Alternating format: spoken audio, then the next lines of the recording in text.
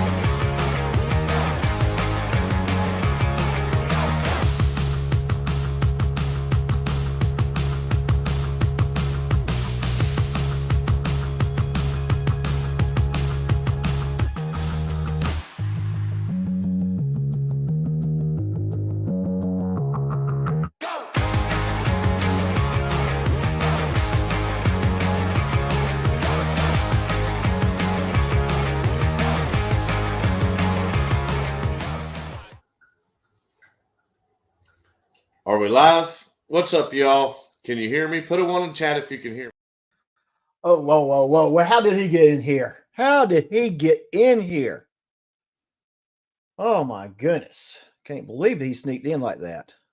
Sorry about that, guys. We don't want him to be sneaking in like that. Hey, so welcome to Dr. News Story Time, and we are going to talk about legal considerations for self-defense.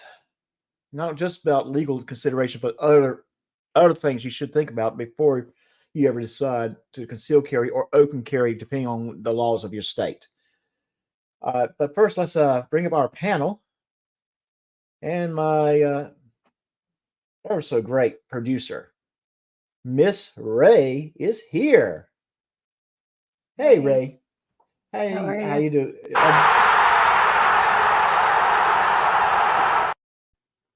People are happy. Yeah, people are happy to see you. What was that? What was that? Yeah. You're not used to people cheering for you? No.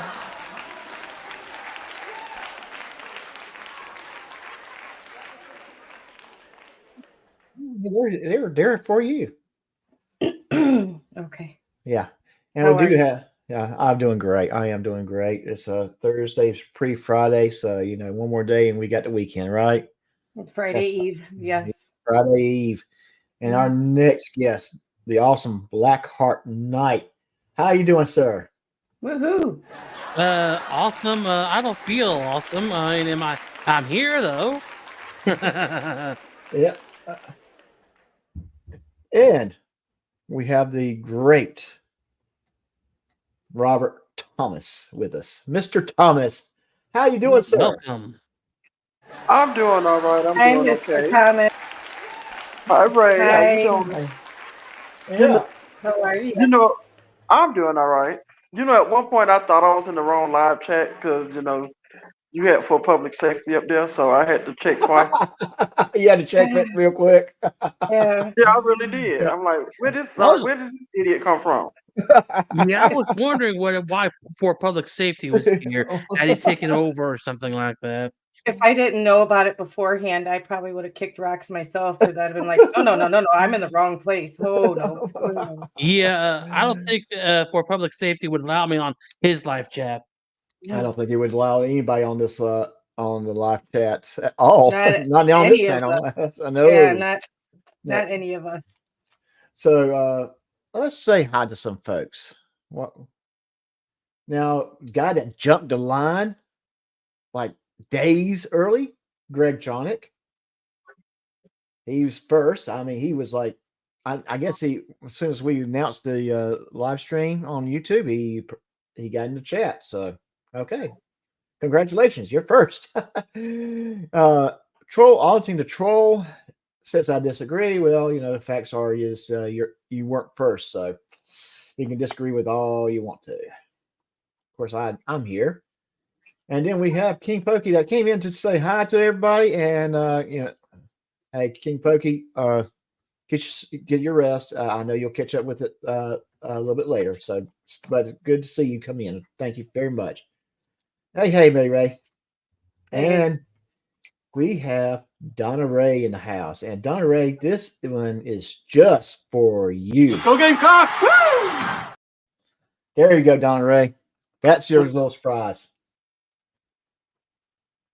So, but Lockhart, just kind of give you a little background. Me and Donna Ray are from South Carolina. So we're avid Gamecock fans. Gotcha. Yeah. So, Mm. Well, I so won't we, bet against you. yeah, well, that's okay. That's yeah, that's kind of how we feel about things. Okay. Okay. Okay. I think I Okay. practiced my Fifth Amendment on that point. Me too.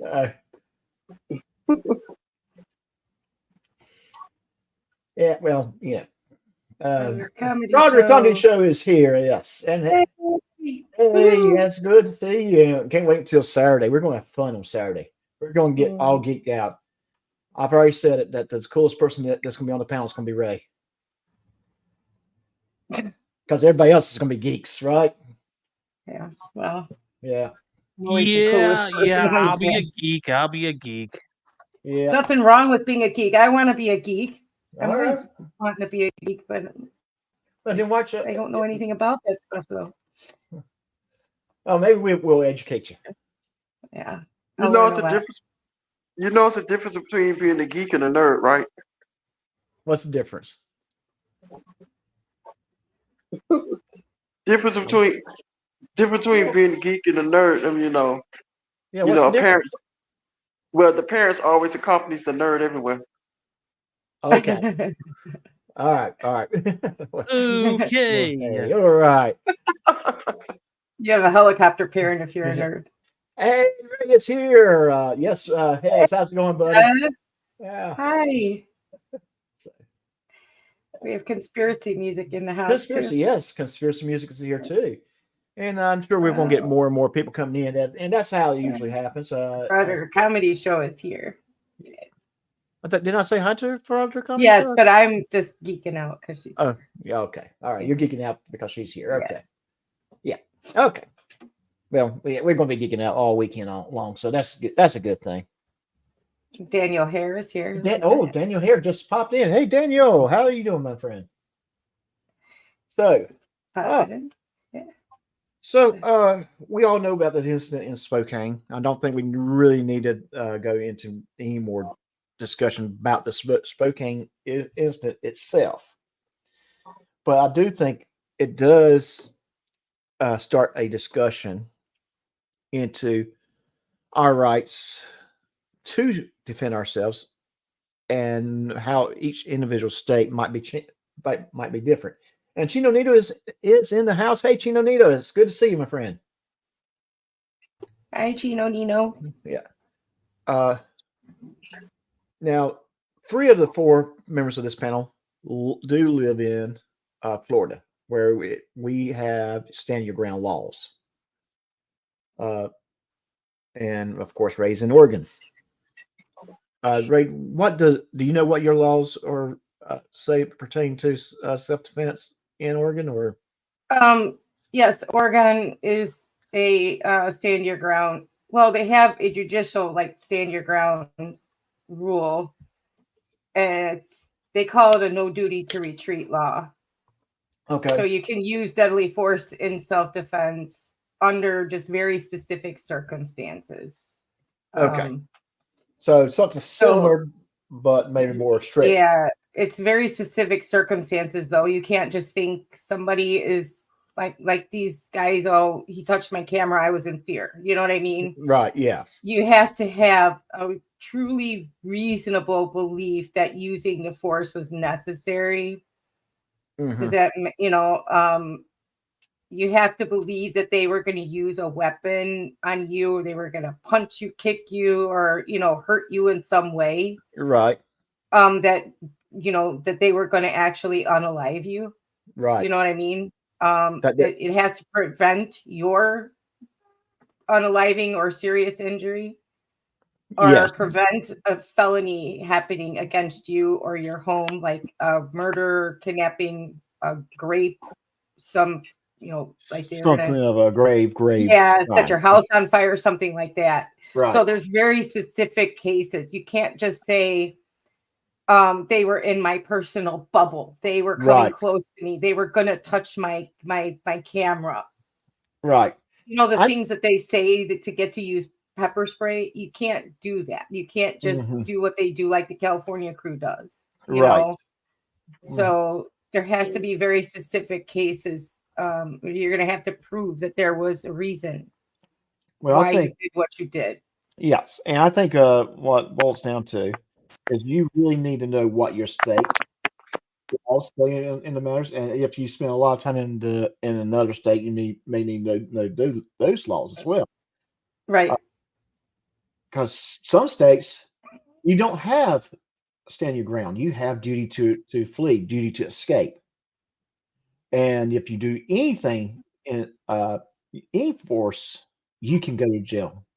Although you were not the aggressor, although you were 100%, your life was 100% in danger. If you didn't take action, you still can go to jail. Some states are like that because you didn't escape, and I want to say it was New Jersey, but don't hold me to that.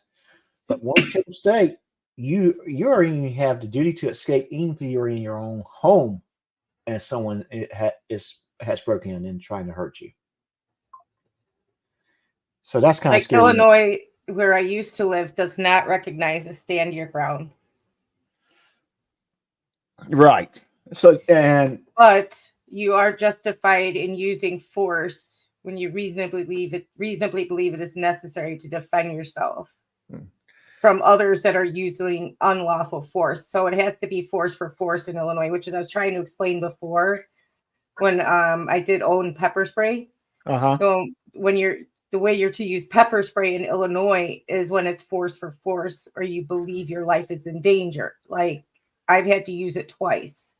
Right. Because it was force for force and I believed my life to be in danger. Now I'm not going to go into detail.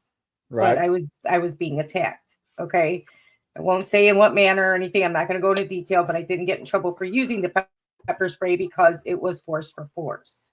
Mm-hmm. But if they were coming at me and just touched me in some manner, like my camera, and I used the pepper spray, it would not be in Illinois considered force for force. I would have been arrested for using the pepper spray.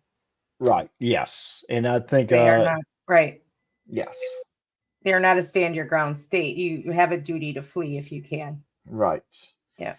And one thing I think the law experts will agree with, instigating a situation will not give you the no. Yes.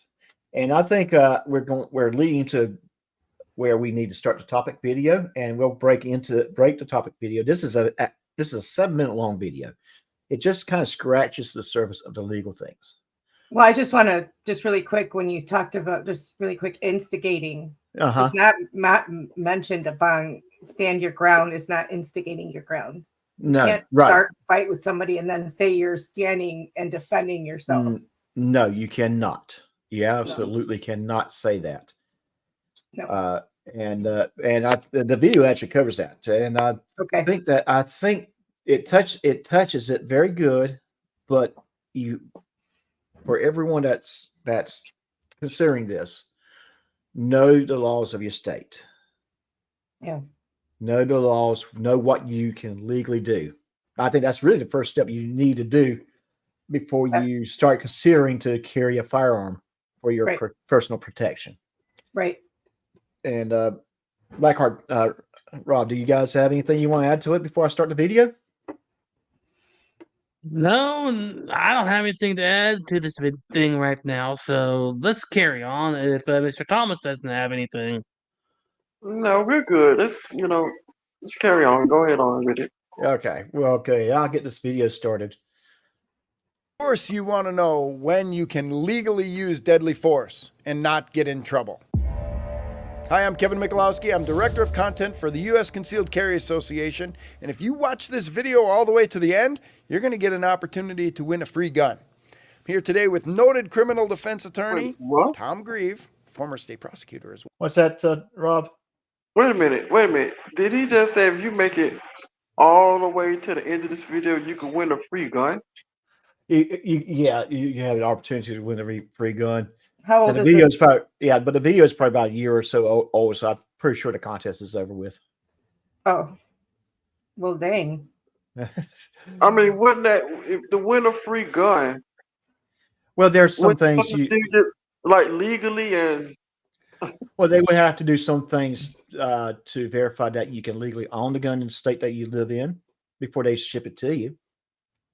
And when they wouldn't ship it to you, they would ship it to a firearms dealer where you would have to pay Yeah, the licensing fees. I don't think they'll. Yeah, I think they'll just have to do background checks and everything. Yeah, background Have to checks, ship yeah. it I was to your going to say a background check. firearms dealer. Yeah, right. Because I've ordered a few of my firearms through classic firearms and that and so forth, and it's a good way to get a good firearm for less money, but you still have to pay for the background check locally. Mhm. Okay, let me get this going. Well, and we're going to talk briefly about when you can use deadly force legally. When, and I've been working with you long enough to use legal terms. When are you privileged to use deadly force? Wow. Tom, let's talk about this. All right. Well, number one, check your local listings. Laws are going to vary from place to place, jurisdiction to jurisdiction. Generally speaking, though, you need to be facing some sort of deadly threat before you can use deadly force. So in Wisconsin, we have to be facing a reasonable fear of imminent death or great bodily harm before we're going to be privileged to use that deadly force back. Big picture, that's what it's all about. Yeah, when I'm when we start hearing words like imminent, that's when I usually say send in the lawyers. You're here. So what would make a threat imminent? How do we get to the fact where a reasonable person believes that this threat is happening now and I need to use deadly force now to stop it? Well, do you see the attacker? Are they making some sort of threat? Are they brandishing that firearm? And does it look like they're about to act as well as have the capacity to do so? That doesn't have to be the only formula or the means of expressing those ideas, but it certainly gets you there. So basically, they got to have the threat and the ways to deliver that, to act on and deliver that threat, and they got to be able to do it now. The example that we always use is a guy with a machete standing 20 feet away from you. He is an imminent deadly threat. Yes. Same guy, same machete, 20 feet away from you, but he's on the backside of a 6-foot chain link fence and he can't get to you. I can't shoot that guy, can I? Probably not, no. Yeah, I mean... And I love that point that they just made. Same situation, guy staying 20 feet away from you, holding a machete, and he's threatening to kill you. He's going to charge you. That is a imminent threat to you. You can use deadly force to protect yourself. But the same guy, same distance, but there's a chain link fence between you and him. Well, there's a barrier there. He's not going to get to you very quickly. yeah. Which basically means you can escape the area before he gets over that chain link fence if he really has the intention of unaliving you. Right, exactly. You have that opportunity to get away there. And this is a very good point that they are making, right? That they've made with this. This is why I like this video. It's 7 minutes long, but it really makes some good points about legalities. Because situations will differ. Although sometimes they might sound the same, they will differ. A fence is in between you. Okay, that's not immediate danger. He's not going to get to you in as fast unless he can jump 6 feet high. All right, we keep on going. Right. Yeah, you as a prosecutor would have said that threat is not imminent. It is not something that is he has no means to carry out the threat. Even if he's hollering, "I'm going to kill you," you can't use deadly force to stop it. Especially if we make that 6-foot chain link fence, say 20 foot, and put some barbed wire on top of it.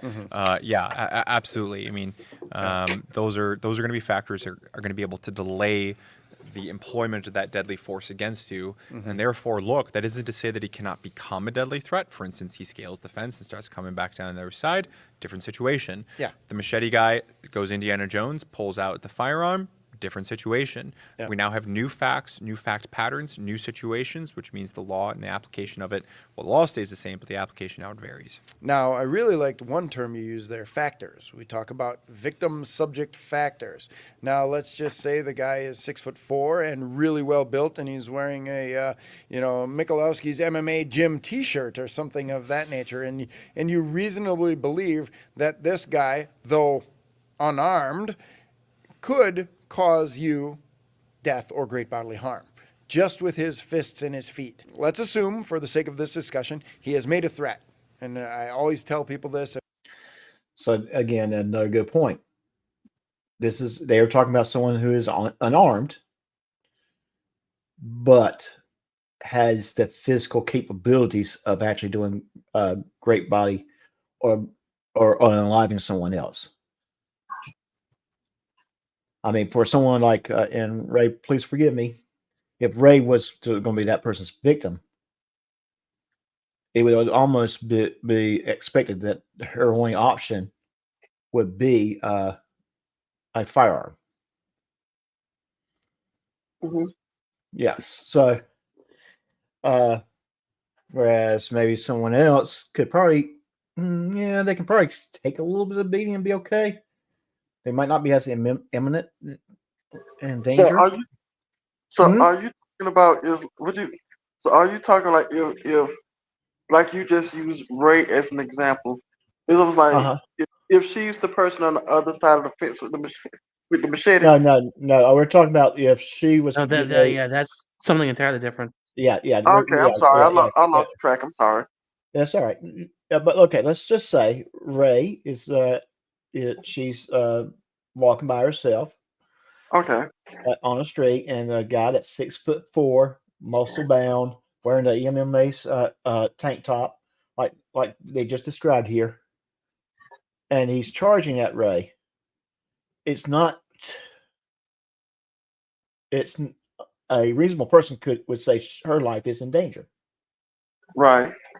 Because he can do that kind of harm to someone who is not as definitely that's not strong, and he can do great bodily harm to her. So deadly force would probably be in some states, not all, in some states would be appropriate. Again, we have to look at the state laws and everything else, and we have Odin in the house. How you doing, Odin? And that's just what boils down to is that you have to know your state laws first of all. Know your state laws, but each situation is so different. Now, if it's Ray that's making a charging that 6'4" guy, that's okay. That's a different story. Now, what are the other circumstances as far as the guy charging at you? Is there an avenue of escape? Do you have any experience in dealing with unarmed self-defense, such as like in my particular case, I have taken a number of self-defense training classes for teachers who deal with special needs students, which are mostly breaking holds and everything like that. Now, so if this guy comes at me, putting me on a bear hug, I can escape the bear hug and get out of there if I can't physically fight him. I mean, but after that, if I have an avenue of escape and probably the best thing to do is just get out of there if your vehicle or some other conveyance is nearby. Right. Yes. And Odin has put in states that has passed stand your ground laws or Alabama, Alaska, or Arizona, Arkansas, Florida, Georgia, Idaho, Indiana, Iowa, Kansas, Kentucky, Louisiana, Michigan, Mississippi, Missouri, Montana, Nevada, New Hampshire, North Carolina, Ohio, Oklahoma, Pennsylvania, South Carolina, South Dakota, Tennessee, Texas, Utah, West Virginia, and Wyoming. So, So yes, those are but be aware of those laws. What your state, and if you travel to different states, what those laws are. That is your responsibility, no one else's. So let's keep this video going If here. somebody says, I'm going to kill you, believe that person. So we're taking the classic unarmed attacker and when can use deadly force. Look, if you are going to be able to articulate why that person in Wisconsin, the formulation would be, they were posing a reasonable fear of imminent death or great bodily harm, then you are privileged to use deadly force. This is going to be in the eye of the beholder a little bit because reasonable minds may differ. Yep. You keep saying reasonable. I know. Well, even unreasonable minds can differ, especially unreasonable minds can differ on it. I wish that this was truly black and white, but it isn't. This is 1,000 shades of gray. Yeah, and certainly your 89-year-old grandmother can pull out her, old 41 caliber rimfire Derringer. Right, You I'm remember those, tracking you. And use that to stop the threat if this big guy's going to come and beat the crap out of her and take her purse, and one punch to her could be fatal. One punch from that guy to me probably not going to be fatal, and the jury is going to look at that completely differently. That's why I said victim subject factors. There's going to be a lot of things that go into this, and truly myriad things. It could be anything from do I have a bad back to do I know that this guy has previously had convictions for assault or something like that. Absolutely, and unfortunately, I how many of us you grew up playing sports in America. By the time you hit 40, 45, let alone 50, I mean, yeah, your back hurts, your knees hurt, your ankle hurts, everything kind of hurts. Have you actually gotten those documented? Have you actually gone to a physician and been tested and gotten them documented? Because all those subject matter factors that you're talking about, okay, show me the paper trail ahead of time rather than, of course, the paper trail after the incident where, let's face it, a jury's going to look at that, a prosecutor's going to look at that, law enforcement's going to look at that. They're going to say, sounds like you got a fancy attorney or something. I found that part to be very interesting, and when he said that, I admit I'm at that age where maybe I wouldn't be a bad idea to kind of make sure the doctor knows about certain ailments and aches and body pains. And hey, Stefan, how you doing? See, you're in the house as well. And I mean, Blackheart, have you ever considered that yourself? I think we're about pretty close in our age. No, I've never considered that. Never documenting any of my ailments for court issues. Never really done that.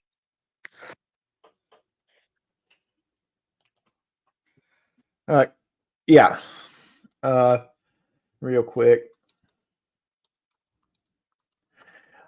But yeah, I find that to be interesting. I find that to be an interesting point. I've never heard that before. So, if you're in your 40s, 50s, or older, and you got these pains, you got these, it might not be a bad idea to let your doctor know for a lot of different reasons, not just for this, but for other reasons too. So let's keep this going.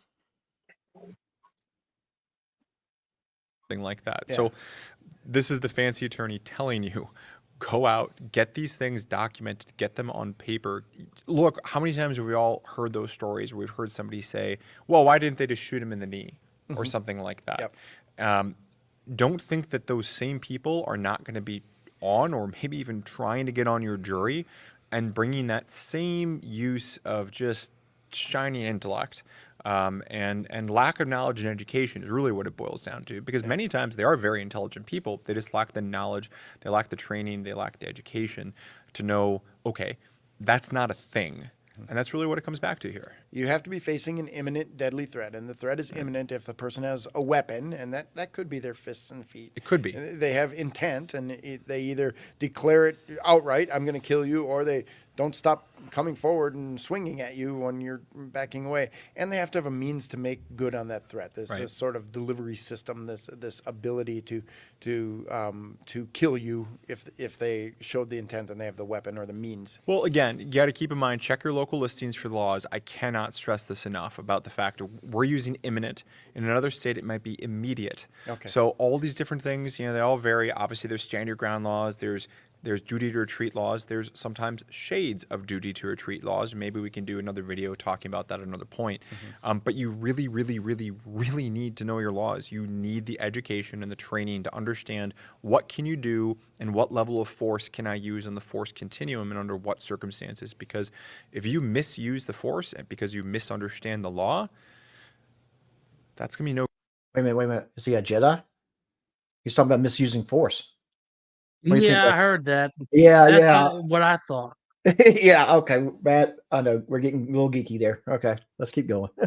Good for not only you, but your family as well. Yeah, it doesn't help. You got to know what you're doing. And uscca.com/laws, folks, go out there and check that out. We got a great laws page and reciprocity map out there. Now, I told you that there's an opportunity for you to win a gun. So down below in the description, you're going to see a link. You click on that link. Okay, we'll go ahead and pause that. Like I said, the video is a little bit over a year old, so I'm pretty sure that opportunity has already passed. Plus, I don't want people to start going down in the description and not see what they have to do because, I got this video from USCCA. But this is like a good overview video. It's definitely not the in-all video to use, but it is a good overview on the legal standards.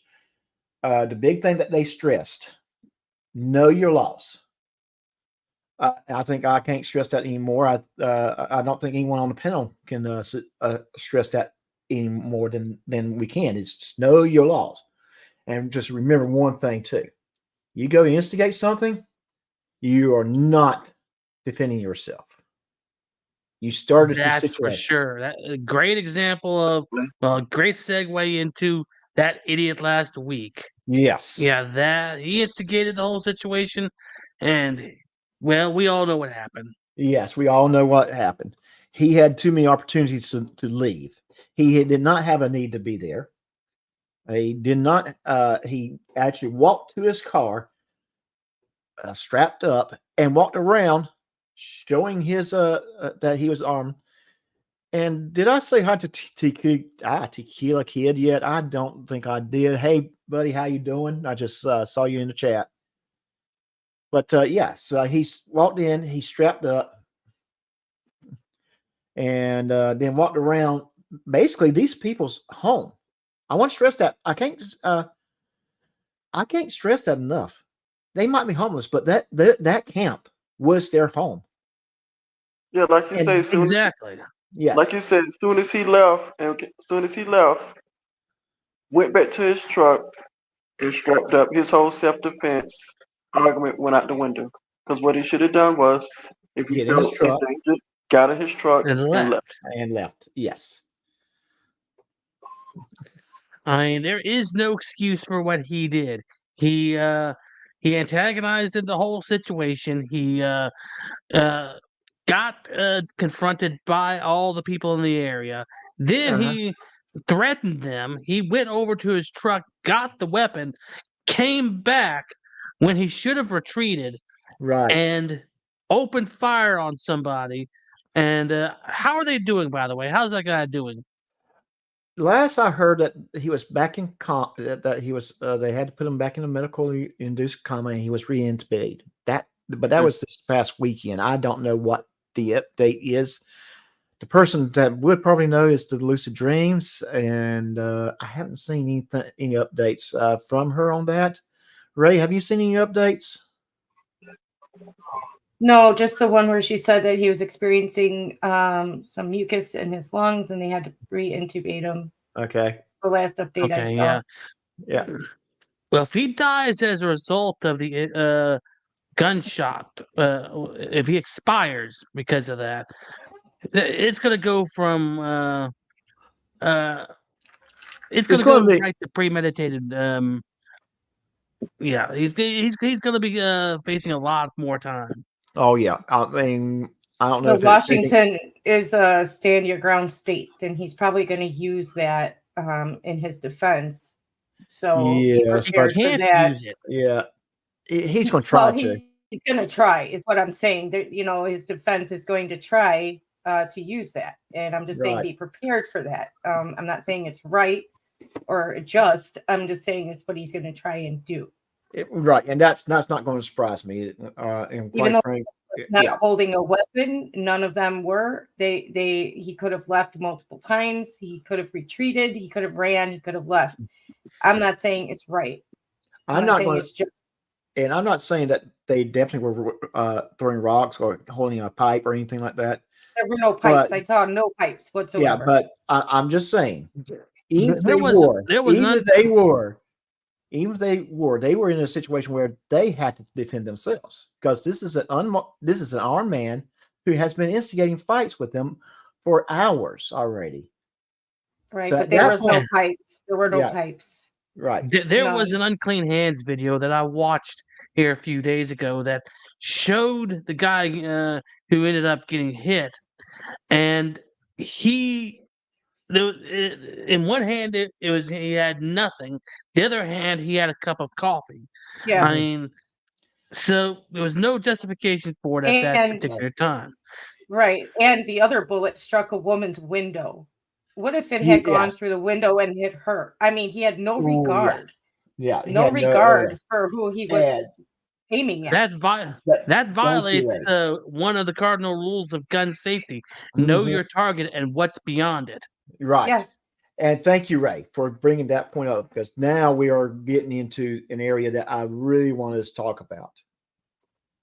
Okay, we can probably sit here and talk all day about legal ramifications. We can probably spend another day talk about what happened in Spokane. But what we're not talking about is what we should be doing if you want to practice your 2A rights. And I encourage you to do so. But I encourage you to do so responsibly. That it means not just go and buy a gun and then walking around with it in your holster. That means also learn your gun, practice with your gun, go to the range with it, know how it operates, know how to shoot with it, and doggone it, understand. If you fire that weapon and you miss your target, or your round goes through the target and hits someone else, you are legally liable. Yeah, and I would like to add, with what you just said, know your gun. Every gun, every brand style of gun is different. There's a vast, between 1911s and Glocks, there's a vast difference. Very different. More intricacies to each style. So know your gun. Know what responsible gun ownership means. Yes, exactly. I think what we're seeing nowadays is we're hearing rights. This is my First Amendment right. This is my Second Amendment right. But I'm not hearing the responsibilities associated with those rights. Right. That you can scream all day long about what your rights are, but yes, but you also have to learn what your responsibilities are that go along with those rights. You can't. There are responsibilities to having rights. Oh, that's a novel concept. I know, right? You can't just show up at a post office, instigate fights with people, and scream, "This is my 1A right to record you while I'm trying to start a fight with you." No. They don't get that, though. They don't get that there's responsibilities to these rights that they're screaming about. They don't understand that. Right. And I want you to practice your rights. I really do. But I want you to be responsible with your rights. I was watching a video today, either yesterday or today. A guy showed up. He looked like he's in his early 20s. He showed up to a courthouse. He showed up to the courthouse, and he had like a duffel bag, and inside the duffel bag, he had an AK.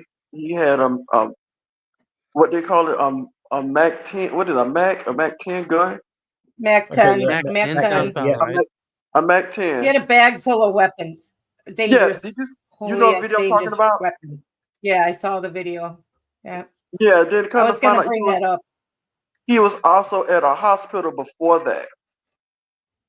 And the question is, well, how did he get into the hospital, with all those guns? But when he got to the courthouse, that's when they called him at the courthouse. And Because the hospitals don't generally screen, although the hospitals here, you can't walk through any entrance now without going through a metal detector. But that's brand new. That's a brand new thing. I'm about ready to say yes, that's true. You cannot. You can walk into any hospital without being checked at all. Yeah. As long as those doors are open, and they're open during daytime hours, up to a certain time in the evenings. Well, and the emergencies room open 24 hours, so he can walk Yes, through there anytime. yes, right. And courthouses are considered generally higher security areas because they Yeah. do have rather sensitive information, like more sensitive information, a lot more higher ranking officials in them. Right. The list goes on and on as to why there's higher security, and And that's why you would probably why he have didn't make it past the front door. and why you would have X screening and stuff. And now they scream all the time about why you shouldn't be screened when you walk in a government building or a courthouse. Why is there, X-rays and metal detectors and screening? Well, there you have it, right there. That man would have walked in the courthouse with a duffel bag full of weapons. And it was loaded too. Right, loaded weapons. So real quick, Don Ray just pointed out at Richland County Hospital in Columbia, South Carolina, you can't even get into the ER unless you're a patient. Well, the patient can be strapped. You never know. Yeah, I mean, the patient can be strapped. Yeah, so there is more and more facilities are taking more precautions. Right, but the hospitals here, you can be a patient or a visitor, but you walk through any entrance, they now screen you for you walk through a metal detector. They don't bother you, but if you come up with something, they will stop you. That's true because a few years ago here, it was a you could say it was a mass shooting here at the hospital pharmacy. It's because the lady wanted her medication, and the pharmacist told her, "Well, you have to have a prescription," and the prescription. They said you have to have a prescription, and the lady said, "Well, my doctor just emailed it over to you." So she said, "Okay, well, it's gonna take us some time to fill it." So she couldn't wait. So the pharmacist told her, "Well, you're gonna have to wait because it's gonna take some time." So the lady leaves. She comes back and she starts, shooting up the pharmacy. The pharmacist, So now you can't even go to the pharmacist that's at the hospital without even going through a metal detector. Yeah. What prompted it here was the shooting in Portland in the hospital there. So yeah, now you can't go into any entrance without it. I don't mind it, because I feel like the screening keeps people safe. Because look at what happened. That guy walked into the courthouse after leaving a hospital with a with a bag full of guns. Right. And they scream all the time about it's a violation of your Fourth Amendment right. It's violation this, violation that. Well, look what it stops from happening. Right. And I'm going to just also say that you don't have to go into a hospital unless you're a patient. And even then, if you're a patient, I don't think you're going to be worried about carrying a gun into ER. So you don't have to go into the hospital to visit someone or to get. Some people actually go into hospitals to get meals there because sometimes the cafeterias do have good food. No, I'm just saying, I'm saying I don't mind if they screen. I don't mind if I'm walking through detectors. I don't mind because I'm not doing anything wrong, so it doesn't bother me. But they're not just checking for guns. They're checking for knives. They're checking for every kind of weapon that could hurt someone. Yeah, So if you're not there to do anything wrong, you're there just to get medical treatment or to visit someone who's hurt or sick. Why do you care? You know, I think screening, yeah, like Donna Ray said, screening is a good thing because look what it stopped that man with a duffel bag full of weapons. Well, you know, going into a courthouse. Right. And I'm going to tell you, we've had, it's not just weapons that we've have seen visitors bring into the courthouse, into the hospitals. I am familiar with of a case where a visitor brought a patient some crack into the ICU. They don't screen for that. They don't. Yeah, they don't screen for that. But I think if the patient's already in the ICU, you don't want to give them any crack. I think that would be just a no. I think that would be just. I've been in the ICU recently, and I don't understand how they would be able to give that patient the drugs because you're watched. I mean, you're in a circle. The rooms are in a circle, and your nurse is constantly facing you, and you're constantly being watched because you're in critical condition. Well, to be fair, not all ICUs are in a circular fashion. I've seen some that basically they were in what was probably originally designed to be regular rooms. Oh, okay. Okay, so and that is something I am familiar with on a first-hand basis. Yes, a lot of ICUs are in a circular fashion or a fashion where the nurse's desk can see all the rooms. Right, that's all I've ever seen them in is like a circular fashion. The one I was in and the one I visited people in.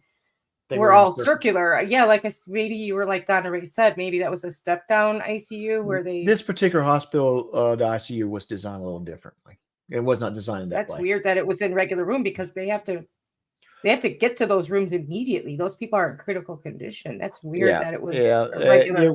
You can say it probably wasn't designed the way it should have been designed. Just saying. Anyway, usually they're in a circular fashion, and usually they're being watched like a hawk. So to get like correct to somebody or anything like that would be nearly impossible. Oh yeah. It almost caused some issues for the hospital because that room was very well oxygenated. Had a lot of O2 in it, and you know what happens with fire in O2. Yeah. So yeah, it could have been a very, very bad situation. Luckily, it was not. Just one room got damaged. So. Oh my goodness. Yeah. Oh wow. Yes. Jeez Louise. I need to say the visitor did get arrested and was charged. So I would hope so. Multiple charges because that could have hurt so many people if that killed a lot of people. Oh yes, that could have been certainly Yeah. And guess where this took place at? Florida? I don't know. Florida. I mean, that's kind of news you would expect from Florida, right? But I would imagine it happens more often than we think, people trying to sneak that stuff in, because there's a lot of, unfortunately, a lot of people addicted to medicines that, or drugs that go into the hospital. And it's like that lady probably that shot up like the pharmacy that Mr. Thomas was telling us about. She probably couldn't wait for her medicine because she was an addict. I would bet my, remaining part of my foot on it, that she was so addicted that she probably just was desperate. You know what I mean? And that's probably what happened. It would be my guess, but I'm just guessing. I'm not trying to put anything on that lady, but it's unfortunate, Yes. But the need to be for the hospitals, for courthouses, schools, Black Heart Night.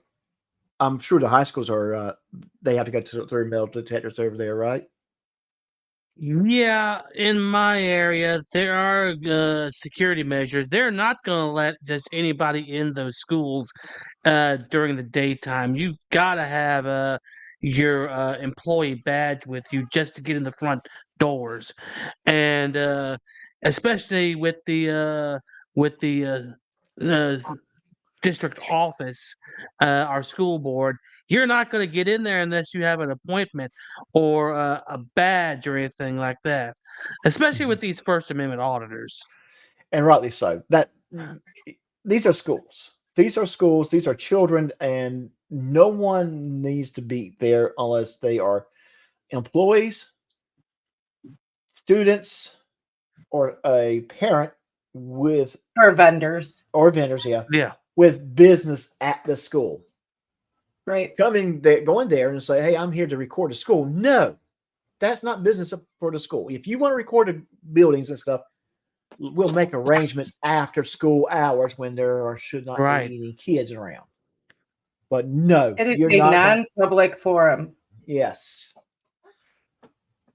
I know they don't believe in the public forum doctrine, but it does exist. It's part of the First Amendment, and they should realize that schools are a designated non-public forum, and they have to be. Yes, they have to be. All right, so we are the in the ethics code that teachers have to read for the state of Florida. One of the first things that it says is that you are that the students are to be protected at all costs. That's just the general outline of the basis of the ethics code for the Florida education system. It's about protecting the students. Okay. Well, yes, and that's what it all boils down to. We got to protect the students. We got to protect everything we can, and that means yes, if a private business like a mall says, "Hey, no firearms allowed inside my grounds," then by God, you don't have to be there. If you don't want to, if they say you cannot carry firearms and they can trespass you because you did, then I say that's their prerogative. That's a private business. Schools can say, "Hey, you don't belong here," and have you arrested for trespassing. Doesn't matter if you're practicing your First Amendment rights. You're just not doing so responsibly. That's like when they always ask the question, "Do you have a child here?" They never answer the question. No, they don't. No, because they know because if they know they would get the reaction that they need if they show up to a school anyway. Yes, they'll get kicked out immediately. And yes, very true, Tequila Kid.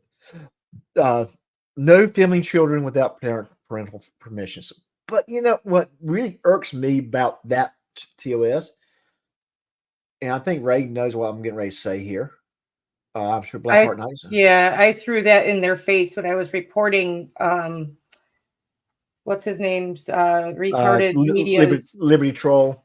Or Liberty Troll, yeah, that's his name. Yeah. Sorry. I reported his video, I don't know how many times, and I threw their own terms of service wording back at them.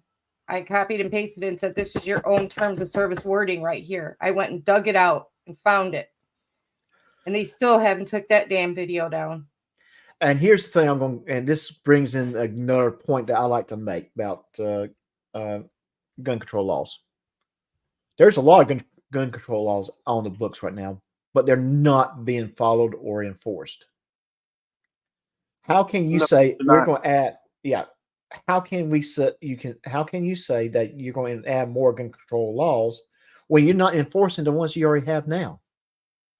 Maybe enforce the ones you have now, and maybe you will see that these things that we are complaining about go down.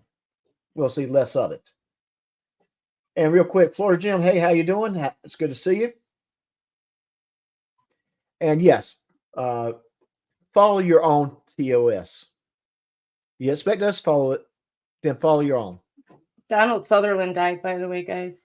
Oh yes, he did. He did die, and yeah, I saw briefly what it happened, and I didn't have a chance to go into reading details on what happened.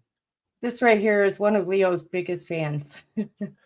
I thought I was one of Leo's biggest fans. I said one of Leo's biggest fans. One of. Okay. Pay attention to my wording. One of.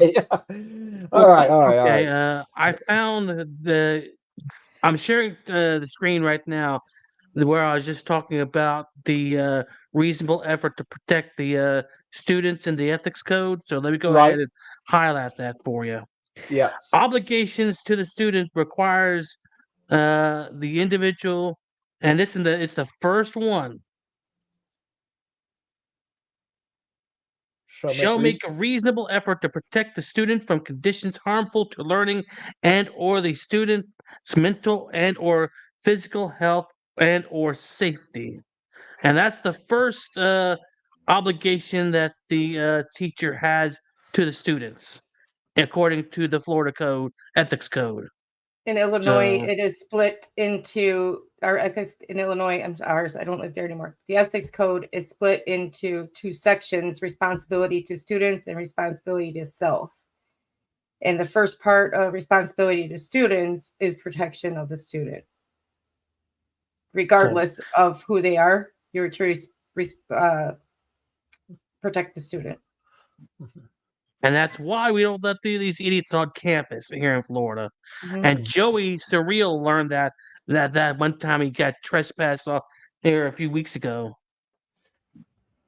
Yeah, and good. Oh yeah, I seen that video. Yes. That was a really good video. And I'm sure some of these guys, if they actually showed up in a school zone, they would be in very deep trouble. Mm-hmm. And there's the school safety zone issue, which makes it illegal for them to even come on campus during the operation hours. Actually, 1 hour before operations hour and 1 hour after. Right. Hence why I say, if you really truly want to get footage of a school, you can call that school. You can talk to that principal and make arrangements. That's exactly right. They could do that with any place they film. Exactly. Oh my gosh! All they have to do is call the principal or their the superintendent, media representative, and ask to see the school after it closes, maybe an hour or 2 after it closes, and they'll be happy to take you on a tour. Right. Oh yes. And that's the same thing. Remember the other fraud of the Ruckus Revolution. He made the local news up there for record. He going around to schools, going around to all the schools in the county, till they actually had to trespass from every school in the county. Yep, and I don't think he's posted since then. Really, I mean, he tried all that and found out the hard way. It doesn't work out that way.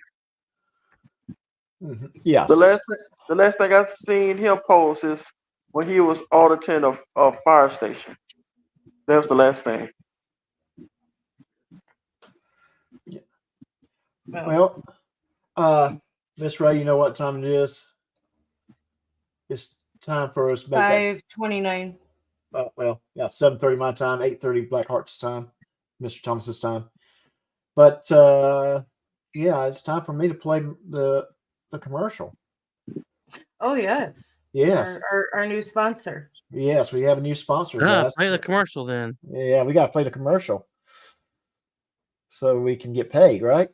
So here we go. Do you have that feeling that things aren't going your way? Do you have that chapped feeling down there? Then do I have a solution for you? Frauditor Comedy Show brand Butthurt Cream. With just 1 whole tube of our special formulated Butthurt Cream, that pesky little itch will just disappear. But wait, there's more. Act now and we'll throw in a super soft sham towel to soak up all those crybaby tears. So remember, when you're all up in your feelings, you need to get yourself some Frauditor Comedy Show brand Butthurt Cream. Our ingredients are not patent pending and in no way real. They were developed by dogs. Disclaimer. Frauditor Comedy Show brand Butthurt Cream is a figment of our caffeinated imagination.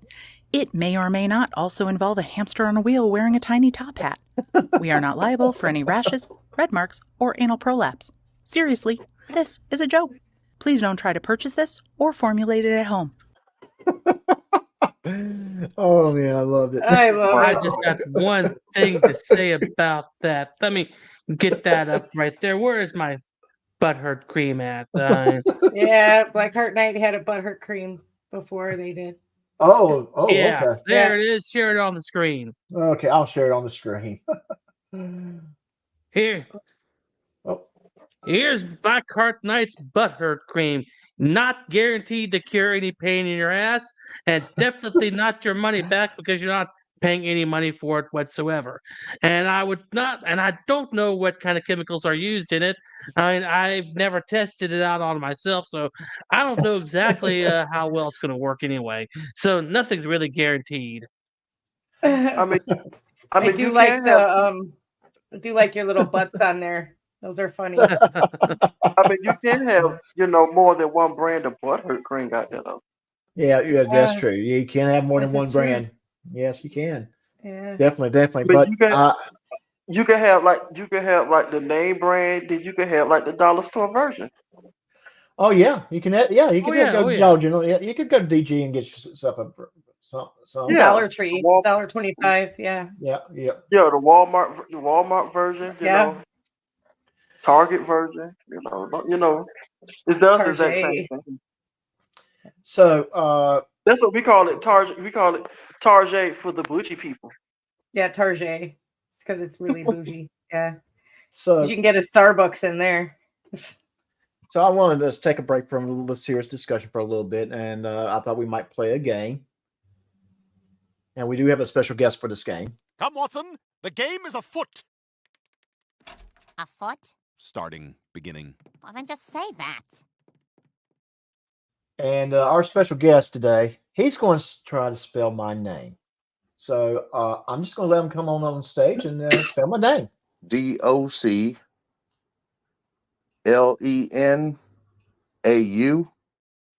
Okay, Chris. That was not the correct spelling of my name. I'm going to give you a moment to let you look on the screen because the correct spelling of my name is right there.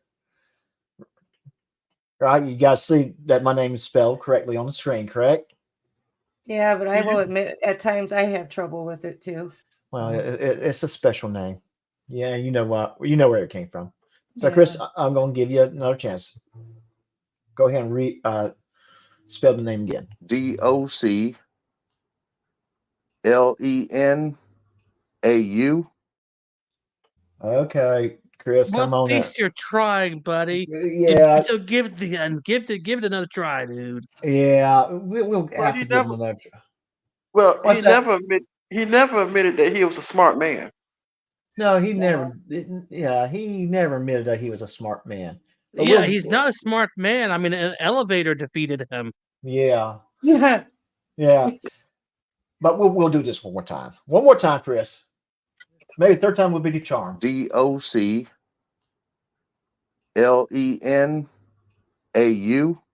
Okay. He must have went to Clemson or something. He's having a hard time spelling that name. So I strongly recommend that he read the book Rumpelstiltskin. Yeah.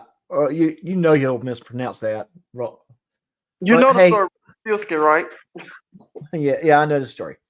Yeah. Yeah, I know the story, but I don't think he's capable of reading. Yeah. Well, not that well, anyway. But you know what? I'm going to just go ahead and say, Chris, well, how do you feel about J.J. Scarborough?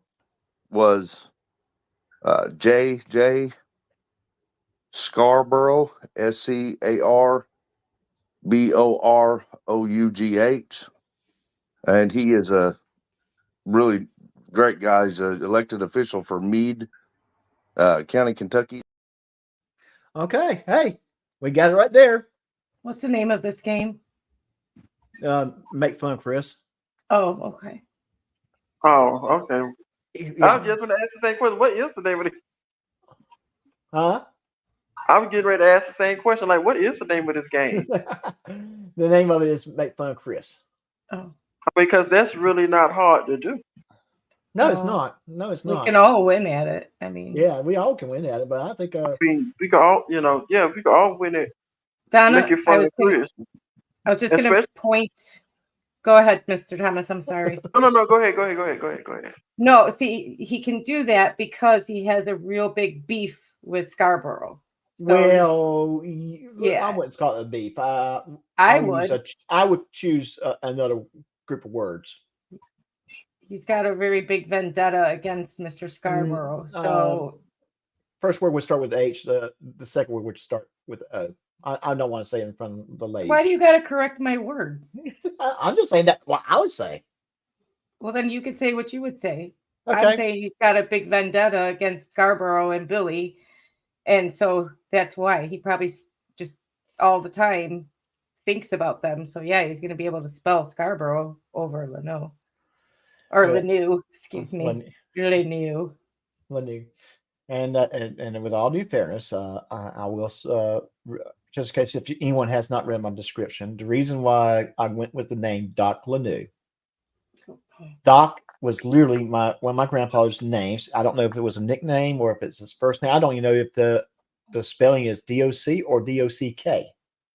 I know one of my grandfather's name was Doc, and the other one's name was Lanu. And it just kind of had a nice ring to it. And I'm just like, this is a way I can honor my grandfathers. So that's kind of why I went with the Doc Lanu name. But you know what? But looking at, just by looking at Chris, I could really tell it would take him 60 minutes just to put minute rights. I guarantee you he'll mess it up. Anyways, yeah. I guarantee you he'll mess up. I'm like, if the elevator messed him up, I know that would mess him up. Oh yeah, yes. And it's not. I'm going to stake my 2 cents worth on the elevator. The elevator, I can see someone with reasonable intelligence getting on the elevator and getting stuck and maybe panicking a little bit. But once they panic for a little bit and calm down and pick up the phone and say, "Hey, I'm stuck on the elevator," and being told, "Go push the first floor," I can see that happening. I can see a person with reasonable intelligence. What I don't see a person with reasonable intelligence doing is, "You have been falsely imprisoned me." Then he said, "Yeah, entrapment. This is a lawsuit." Yeah. I'm like, really? First of all, you were told when you walked into the building that those elevators were RF card readers. You were told that. When you asked a question, you were told that. Second, even if you weren't told that, you were promptly assisted you get out.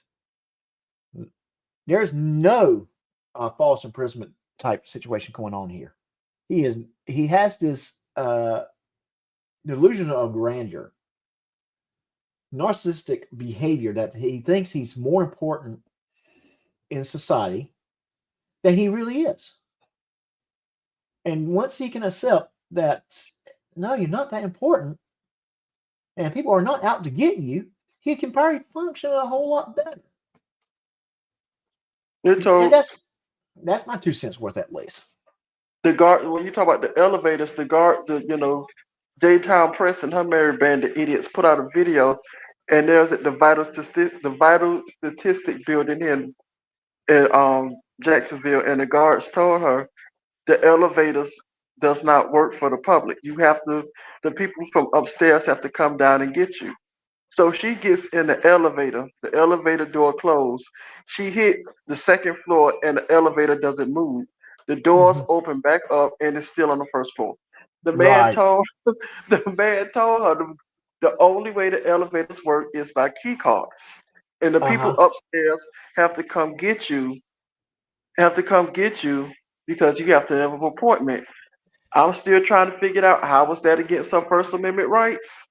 But hey, I never said that frauditors were smart. Hey, I understand why Ilana said that's against her First Amendment rights. I've watched enough of her videos to understand that Lana thinks that being a member of the press grants you special rights and privileges to go anywhere they want as a member of the press. Unfortunately, that is not how things work. But in her mind, that's how it works. In reality, not so much. No, actually, the press have more restrictions on where they can go than people do.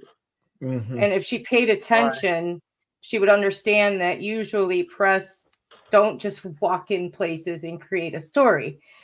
They are invited places when there's a press conference. They are told where to stand, and the press usually follow those rules. When they show up at like car accidents or fires or stuff like that, they're told where to stand and they follow those rules. There's a reason for that. Press have another code of ethics. I mean, there's ethics that they follow as well, just like teachers do, librarians do. You know, there's ethics involved. If they were truly Ethics? press, What's they that? would follow I mean, them. I know what's that. The auditors never followed any ethics, and that's kind of what. Right. Yeah, that's what irks me a little bit. And again, Donna said what I was about to say, which is they know what they're doing. They know it's a game. They know they aren't allowed to be there. They know that they are not press. It's a game. It gets them conflict. It gets them thrown out. It gets them paid. Right. Exactly. Yes. They file these frivolous lawsuits like she just filed to get go away money. And real quick, Donna Ray, how do you know when Chris is lying? His lips are moving. Well, yes, exactly. Did he speak it? Yeah, he's lying. So is his mouth open? Yeah, right. Exactly. Is he awake? Is he awake? It's I don't even think being awake. I don't even think being awake is a predetermined qualifier. I think he lies in his sleep. Is it a dynamic? Why? You know he's lying when he's telling people to put a one in the chat. So right. Well, the one in the chat if you think I'm lying. Put a one in the chat if you think I'm great. No, seriously, put a one in the chat if you think I'm great. No. Oh, excuse me? Not happening. Okay, so we are making fun of this. But Chris, and it's not just him, it's this delusion that they have that, yeah. Yes, he did. Yeah. Got demonetized again. Oh, what a shame. Bobby Hill. Bobby Hill got demonetized again. Okay. I'm trying to think of Patrick who? PayPal Patty. Okay. PayPal Patty got demonetized again.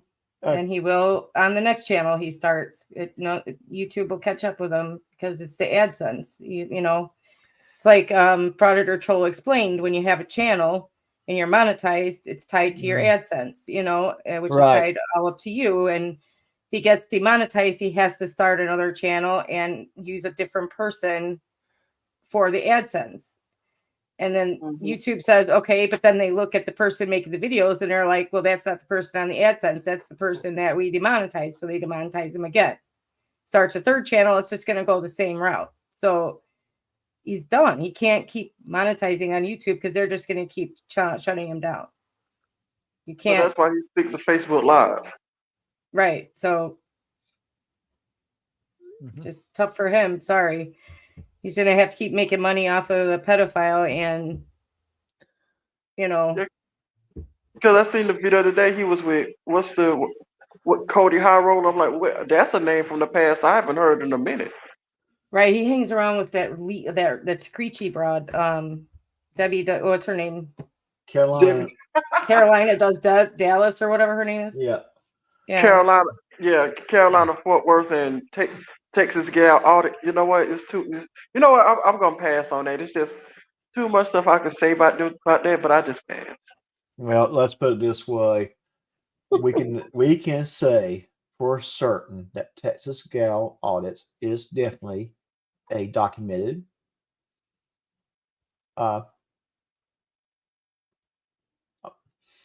hooker. Do you know why she got she can't be a teacher anymore? Okay, Caroline? Yeah. Well, I've heard rumors, but I've never really tried to verify. But go for it. She was less than appropriate. I'll just put it that way with one of her students. Okay, that's why I heard. That's why I heard that she was less than appropriate with one of her students. She's also a, pedo. Yeah.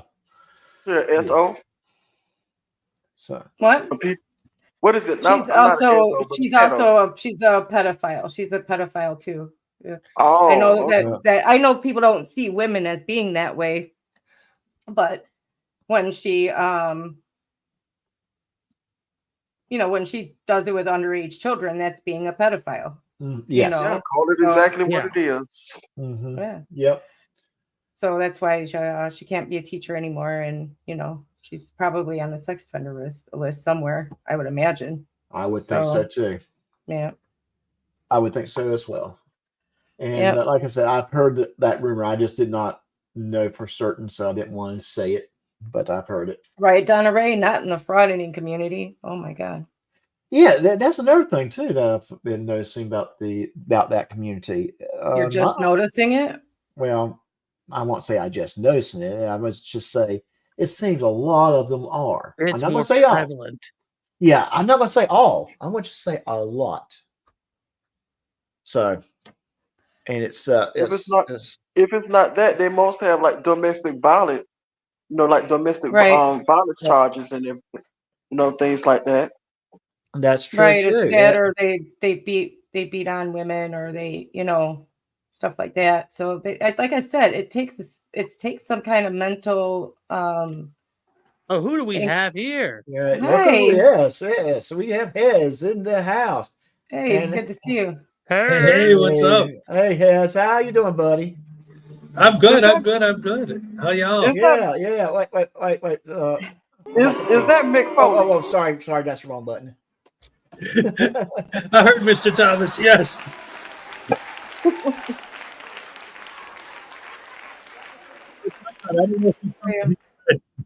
Don't have the kids, or what? What's going on? Yeah, they just split about an hour ago. Oh, okay. Did they have any bananas with them? No, they didn't get any bananas this week, but so they didn't have a banana split. That's my oldest son's favorite food in the world is a banana split, by the way. But yeah, it was cool because the whole thing was normally, they were coming to visit me on the weekends, but one, now that they're out of school, they come over more often. And two, the air conditioner in their mom's house broke. So they were all here because I was the only one with an air conditioner. And it's been like 100 degrees out every day out here. But she finally got it fixed. So they went home, and then they'll come back in a few days, and we'll get back to the regular. But yeah, we had a lot of fun when they were here. Lots of good times. It was all good. Oh, yeah. Yeah. Well, guess what? It is 90 degrees here. And the house we live in does not have air conditioning. It's an old house, and houses here generally weren't built with air conditioning because it doesn't get that hot here. But it is that hot here. So yeah, we don't have any air conditioning. Yeah. Yeah, my son would say my son's apartment does not have any air conditioning. Yeah. Yeah, he had to go get one of those window air conditioning. Which it works fine, but he said that most of the time they just keep the windows open. Yeah, we have the windows open. Yeah, but it gets hot, and a lot of the houses they had to, people put air conditioners in because back then it might not have gotten that hot, but the weather patterns have been changing, and we spend a lot of the summer very hot here, and it's miserable when you don't have air, but we make it. It gets chilly at night, so we, the house cools down then, and we spend a lot of the day with the house being cooler. So, see, but lucky in my area, we getting a little bit of rain, not much rain, but we're getting a little bit of rain. So the temperature is not that hot anymore, but it's coming. It's coming back. Yeah, it doesn't rain here in the summer. It rains all winter, but it does not rain here at all in the summer. Not 1 ounce. And the thing I will also say is the humidity here is what kicks our tails. The humidity in Florida is the one thing that's really going to get you. Yes. Yeah. Well. Yep. They say the dry heat is better, but I don't know. You wouldn't go sticking your head in an oven, would you? So. Well, the thing with dry heat, you're not going to sweat. You're going. Oh, you want to bet your ass? You still sweat. You're not going to sweat. You're not going to sweat like you do in humidity. No, it's not right. You don't sweat like you do with humidity, but you still will sweat. You still sweat. Trust me. I'll show you. All right. So. Oh. Well, let's not compare who sweats more. Let's talk about what. That might be a good topic not to have is who sweats more, because then we might have a situation like this. Oh my God! What is that smell? It's my poop bucket. What? Yeah. I don't think any of us keep a poop bucket. Ew. No, you You don't. know that episode of Family Guy just went off. I'm sorry. That episode of Family Guy just went off 30 minutes ago. Really? Really? Oh wow. Yeah, I was just watching it 30 minutes ago. Oh wow. Okay. I just was I took a clip out of YouTube and just was making a bunch of shorts, a bunch of little tiny clips just so I could play because I love this one here. This is kind For God's sake, Dad, have some humility. It'll save your life. I think that's kind of like can be used perfectly in some spots, but this is the one I can see me using more often. Ah! You told me not to worry about it. I should have been worried the whole time. I love Family Guy. That's one of my favorite shows. I love Family Guy. Oh yeah, and of course I got this one made. All right. Yeah. All right. Yeah. Anyway. But we were talking about Chris Ryder earlier, and we know that Tiffany. Why? Napier, yeah. No, I know. Yeah. Tiffany Napier's going to law schools, and people were asking, how is she going to get her law degree? I got your answer right here. I can't live without my laptop. How else am I supposed to get my degree from the University of Phoenix? Credit card information and submit. And I'm a lawyer. We find the defendant guilty of murder. Sorry. Like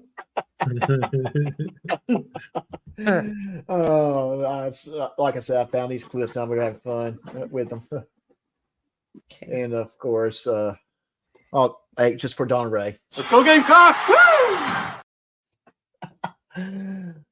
Okay. All right. I won't hit the buttons for a while. Thank you. I'm still trying to figure out. So she's going to school to be an attorney. So if she's going to school to be an attorney, when she actually studies the law, when is she actually going to figure out what she was doing before it was wrong? Well, first of all, she's got to get her bachelor's degree. That part has to happen first. Yeah. I don't, and I really don't want to sound sound negative. I really just don't think she's going to do it. I just don't think she has that drive to do so. 7 years of school all total. Yes. 4 years of bachelor, 3 years of law school, and then she's got to pass the bar. I mean, that's really difficult to do. Before she gets into law school, there's going to be some background checks, and there might be something that might prevent her to go that route. Yep. So I don't see her getting. She can become a paralegal. Oh, I can see her getting that accomplished. Yes, I can see that happening. And quite frankly, if she does work hard and she does become a paralegal. Oh, what is that? My window's open. I think that was a motorcycle outside. Oh, okay. Okay. Hey guys, I'll see you later. I gotta go. All right. Take it easy, Blackheart. Great seeing you again. Saturday. See you Saturday, 4:30 Central Standard Time. All right. See you then. Yeah. But get back to what I was saying. I do see her capable of doing it, but as long as Chris Ryder is in that picture, he's going to do something that's going to mess her up professionally. That's neither here nor there. I don't. Okay. I don't care neither. I'm just saying that there are some factors that comes in play that she really needs to be aware of, and I don't think she really thinks about those things. She's not going to listen to you, me, or anybody. It's her life. She's got to figure it out for herself. Oh yeah, definitely. She's not going to listen to anybody. I mean, that's. Right. I do agree with that. She'll just tell everybody to mind their own business. So let's mind our own business, and we're minding our business. Move on. Yeah, we're minding our own business. If she wants us to mind our own business, I strongly recommend that she stop putting her business on the internet. Ding, ding, ding. Yep, exactly. There is that, Mr. Thomas. I strongly suggest if they want us to mind our own business, that they should start minding their own business as well. Right, exactly. All right, because if she keep putting her business out there, of course people gonna comment on it. So yeah. Mm-hmm. Exactly. But I'm of the mind that I'm going to stay in my own lane as far as they're concerned, because they don't, I just see them as two ignorant idiots that got nothing to offer society at this moment in time. So I don't care about them, really care. I can't care any less than I do. I just can't. Right. I'm still laughing at him how he trying to serve somebody a letter without a judge, serve somebody without a judge's signature on it. I'm like, so you delivering a letter? Yeah. Yeah. That's what he did. I'm like, it's not legal. I'm like, have a judge's signature, so it don't mean anything. Exactly. Mm-hmm. Yeah. So I mean, the nasty names, all of it. It's like, just quit. Just quit. Mm-hmm. Just let them do what they're gonna do, because they're idiots. They're gonna, no matter what we say, they're gonna do what they're gonna do. Those two. Right. And what gets them really upset, or Chris in particular, is when someone criticizes them.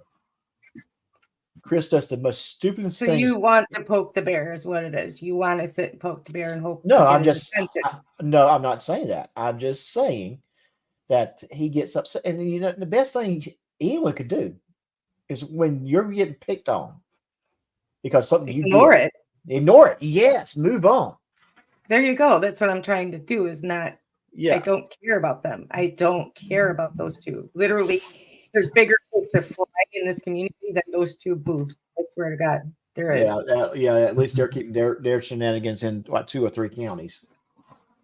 Like, and they're trying to film children, and mm-hmm. you know what I'm trying to say. There's I know what you're trying bigger to say. fish to fry here, and yeah. But I will say this: I do believe if they weren't so wrapped up within themselves, they would probably be doing as much as the other ones are doing. They're just so preoccupied with their troubles. They made their own troubles. They created their own troubles. Exactly. Yep. And so I don't feel bad for them at all. They created their problems. I don't think anyone really feels bad for them. Well, their little sycophant, subs do, but I don't. Yeah, okay. I'm, I can see past it and see that they created. You can trace it back to the fact that they created everything that has happened to them. Mm-hmm. Yes. And you know what? This whole mess started. A marijuana cigarette. That if he just went to court and said, "Sorry, I didn't finish he would have got a slap on the dang wrist and probably had to pay a fine, and it would have been done. It's 20 years old. Who cares anymore?" Right. He may not even got a fine or any kind of probation or anything. Be like, well, all right, you admitted to it. You grown up. Let's move on. Just answer to it. Go back and answer to it, and then it would have been done. None of this would have been a thing. None of this whole mess would have been a thing. And see, that's what I'm saying is every problem they created, every conflict they created. Mm-hmm. Yes. So they can grift. So they can grift. So they can have people feel bad for them. So they can do all this nonsense. They have a channel that was like relevant. Mm-hmm. So I'm sorry. I feel as bad for them as I feel for the other ones, which is I don't. Yeah, you shouldn't. We don't need to feel bad for them. I don't feel bad for them. I don't. I might get a good chuckle out of their shenanigans, but that's about all I'm going to say about them. So now, if he gets stuck in another elevator, come tell me about it, because then I'll laugh. Yeah, we will laugh again. It'll be funny. Yeah, I'm sure you'll do something else. I'll put it on repeat just to keep watching it, just to get him stuck in the elevator. Yes. I bet he gets stuck on an escalator next. I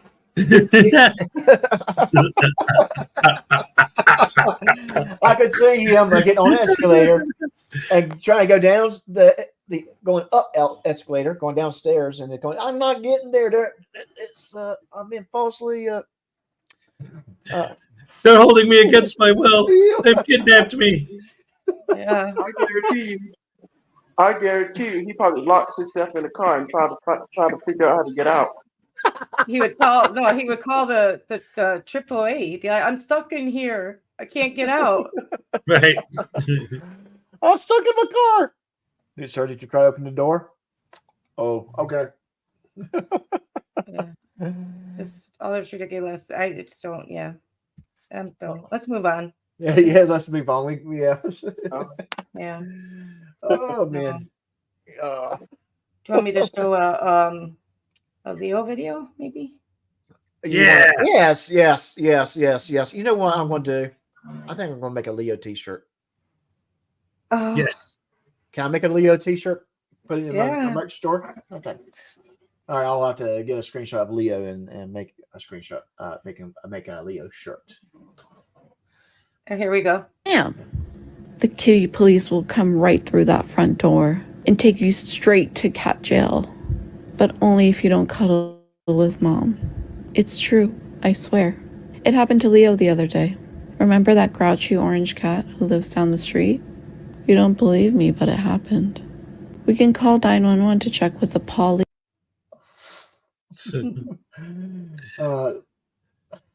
He's just so damn adorable. Yeah, he is. Yeah, he is. He's my booby. You know what? I got something. Let me send that over to where I can put it on a computer. I got the picture that of my cat sleeping on my computer while I was trying to work today. You know, one thing I don't like about my job is my office mates always sleep around me. Doesn't that stink? Yeah, it stinks that they always sleep around you. Yeah. Yes. Because Oh, you can't take a nap neither. I mean, so it stinks. Thank you, Donna. I don't know. Since I've been back here, I've been surrounded by kids, especially the little guy sleeps like he's my blanket. Yeah, you can make a Leo T-shirt. That's fine. Yeah, I'll make a. People have been telling me to start my own store, but I don't know. Like, I wouldn't know how to get the artwork and stuff, you know, or get his picture over onto his stuff. Well, or I can make the artwork for you. Get the picture and get it made for you, and you can do your own merch store. I don't know how to get the stuff onto the, you know, I don't know how to make the stuff, you know. Okay. All right. Anyway, there's that. Okay. Yeah. Okay. That was a Leo video. Yeah. It's okay. I understand. No big deal. No big deal. But I've been thinking about that. I wanted to do a Leo T-shirt because you know Leo's cool. So is my cats, but Leo's cool too. I have to say that because they're looking at me mean right now. My 3 cats. Yeah, you can't compliment another cat in front of your cat. Yeah, I mean that's just, you know, can't do that. I'd be in trouble if I did. Right. Yeah. Mr. Thomas, do you have a cat? You said you had a cat? Yeah, I have a cat. He's 12-year-old. He's a 12-year-old tuxedo cat. Oh, nice. Do you have pictures of him? I know, Donna Ray. I got to take a picture of him. Yeah, please take a picture of him and put him in your picture here so we could see him. Donna Ray, I saw that the singing cat passed away. Oh, that was sad. And, yeah, she just How do you get any work done? I had to move my keyboard away from her because she was actually typing typing on it. Yeah, she was actually typing the Q letter. Yeah, my cat was trying to text you the other day. My cat was trying to text you the other day. I left my phone on the text screen, and she was walking across it. Yeah, it's like, what are you doing? Get off this. Was that the blank text I got? Yeah. Oh my god. Yeah. Is it me or have anybody noticed if you have like a gray tabby cat, or if you have like an orange cat, have any of y'all noticed like the M in the middle of their forehead? Yeah, they have an yeah. They have it. Oh, Yeah. what is the M? What is? I I'm like, don't what is the? know. I don't know why they do, but it signifies that they're a true tabby if they have that yeah. Mhm. Yeah. It's just one of those. That's Yeah. what my vet told me. Yeah. It's one of those color They're true tabby. patterns. They have the Yes. So Mine has it. Leo has yeah. the yeah. Yeah, but that's Daisy. This is the one that actually showed up at our house and never left. Yeah. This is a tootie pie. Yeah. Yeah. She You could can almost really see the M in her forehead even from the yeah. side. Yeah. Oh. Yes. But she literally was on. If you saw how my office is set up, that particular computer that she's at, that's my work computer. If I look to my right, that's my personal station / studio / YouTube, whatever you want to call it. So I kind of got my two desks up in like an L fashion, so I can just turn. Yeah. So L-shaped desks are the best. Well, these are two desks. Hez needs an L-shaped. This is two desks. What? I do need an L-shaped desk. Yes. Yeah, these are two desks though that I got set up as like an L desk. Yeah. Okay. So yeah. But I never knew that like now that you mention it, I see it in my head, but I never knew that M thing in their fur and their color pattern. Yeah. That's interesting. Tabbies generally have that pattern in their foreheads. Yeah. True tabbies do. Some tabbies don't because they're not real like tabbies, but generally true tabbies will have it. Well, I can't tell it with Bradshaw because his head is black, so you really can't see anything. The only thing you see is his paws is white. The underbelly is white. His stomach. Yes. I bet he's adorable. Oh, tuxedo cats are so cute. They were, and even the vet asked me, "Why don't you name him Sylvester?" I'm like, from the cartoon. I'm like, I thought about that, but I'm saying no. I want some, just something different. Unique. Yeah. Yeah. Right. Like initially, my tuxedo, I named her. I started with the name Brisket because I do like to smoke and all that kind of stuff, but I realized after a little bit of time that she liked to make biscuits. Now, I know, Ray, you know what I mean when I say a cat's making biscuits, right? Yeah. Yeah. Yeah. How about you, Hez? Are you familiar with the cats making biscuits? I don't know if I would want biscuits made by a cat or any non-human entity. Okay. Really. No, Hez. Making biscuits is when they need on you, when they're. Yeah. Oh, yes. All right. Yes. All right. So Brisket likes to make biscuits she'll get in my lap and start making biscuits. So I said, you know what? Brisket and Biscuit sounds so much alike. I'm just gonna call her Biscuit. That is the more legit name for her. And that's how I kept the name Biscuit. The third cat I found at a gas station, and I named her. Actually, my niece named her Diesel. I was trying to go with Petro, but we ended up going with Diesel, which good name. I thought it was a pretty decent name, but yeah. How I ended up with Bradshaw was I wasn't going. My friend of mine was going to the pound, he was going to adopt a kitten for his daughter, for her birthday, and I was just just went along with her. I wasn't gonna adopt any animal or any I was just there to be there. Okay, and I'm gonna tell you that was your first mistake. You don't just go to somewhere where you adopt animals just to be there.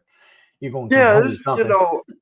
And I just seen this one black and white cat just just laying in the corner.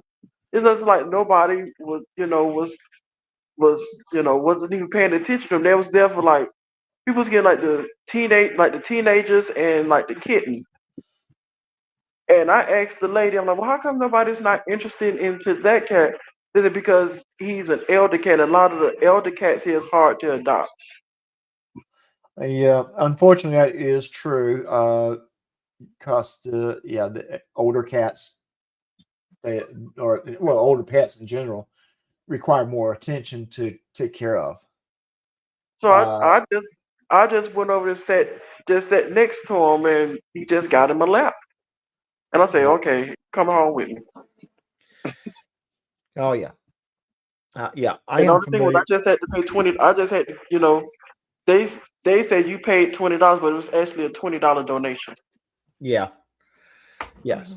Now I've seen places where for the elderly pets they either really, really greatly reduced donation or free because they're happy that that older animal is getting a forever home, and that's a good thing. That's a good thing.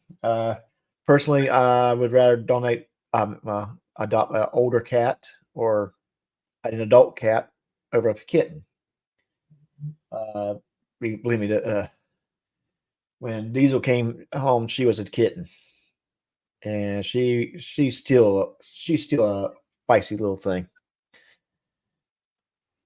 So, I like to show off a couple things because I had the opportunity this past week to get some more merchandise made. So I would like to show that on on screen. So let me put that up for everybody because I'm a little proud of this merchandise, if I even say so myself.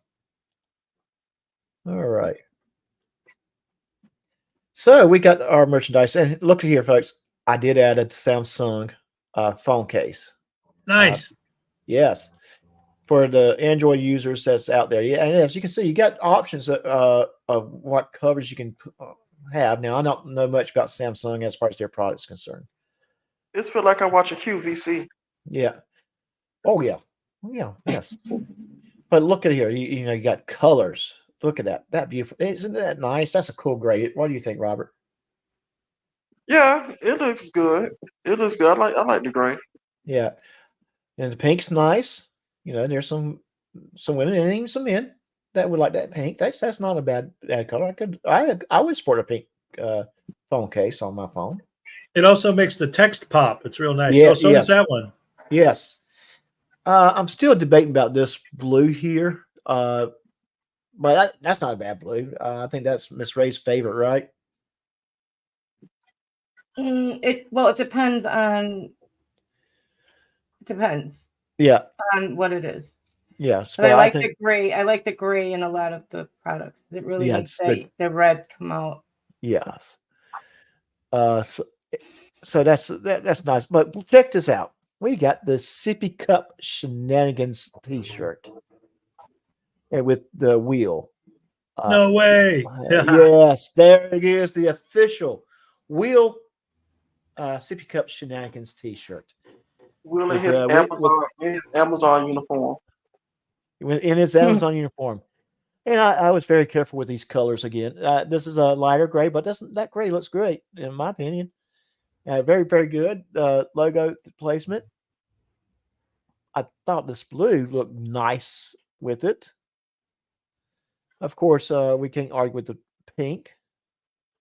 The pink's not bad, but big guys at 3XL is not available right now.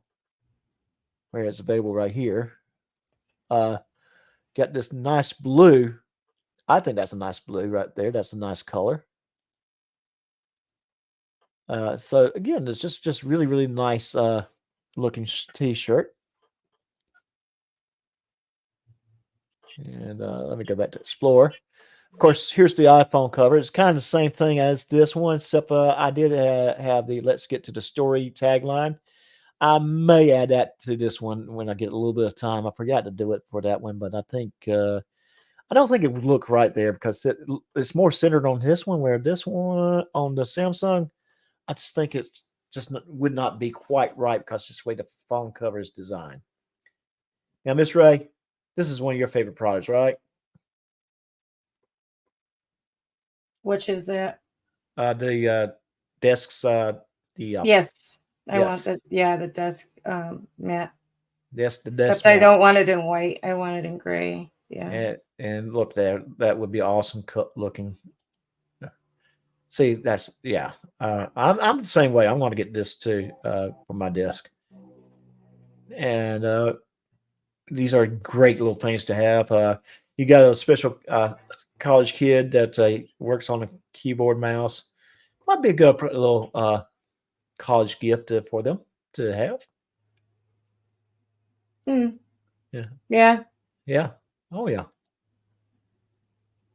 Or if you got someone that needs a throw pillow, you got these. And I've got gray looks good. I actually got one on the way in this color. That looks nice. I really do like the grays. I don't know why the grays just look so well. The pink looks good. And so does the blue. I was playing with the yellow. That would look pretty good. Yeah, I can see someone who would like that on some of their furniture. And you do have 3 choices in sizes: 18 by 18, 20 by 20, or the smaller one, 16 by 16. And anything else that kind of catches anyone's eyes that they want to see real quick before I close the site? Yeah, the gym bag. The gym bag. The gym bag.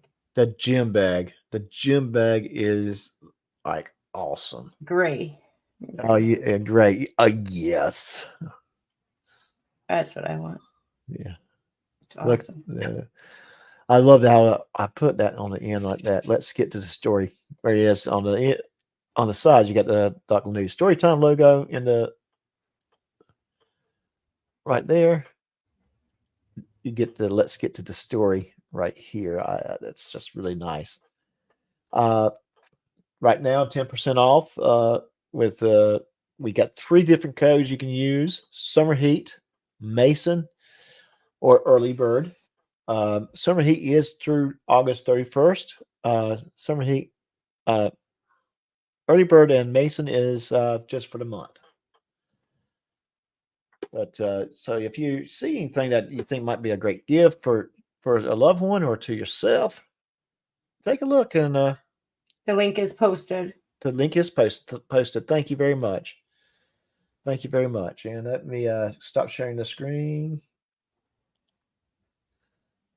And so I just want to take a moment to share that because I did take some time and made some new products.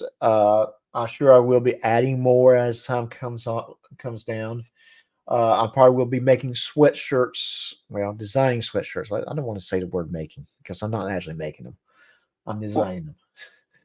I might be designing some sweatshirts probably around September timeline for the Studio Cup shenanigans. Because I can see, colder weather in certain parts of the world, like in Wisconsin. Someone might want a stylish little sweatshirt or hoodie to wear. From what I hear, if you're Wisconsin, you're a huge cheesehead fan. So I think this person may want like a green one with some yellow numbers on it. Ooh, yeah, that might actually not be bad. We need to send that to them.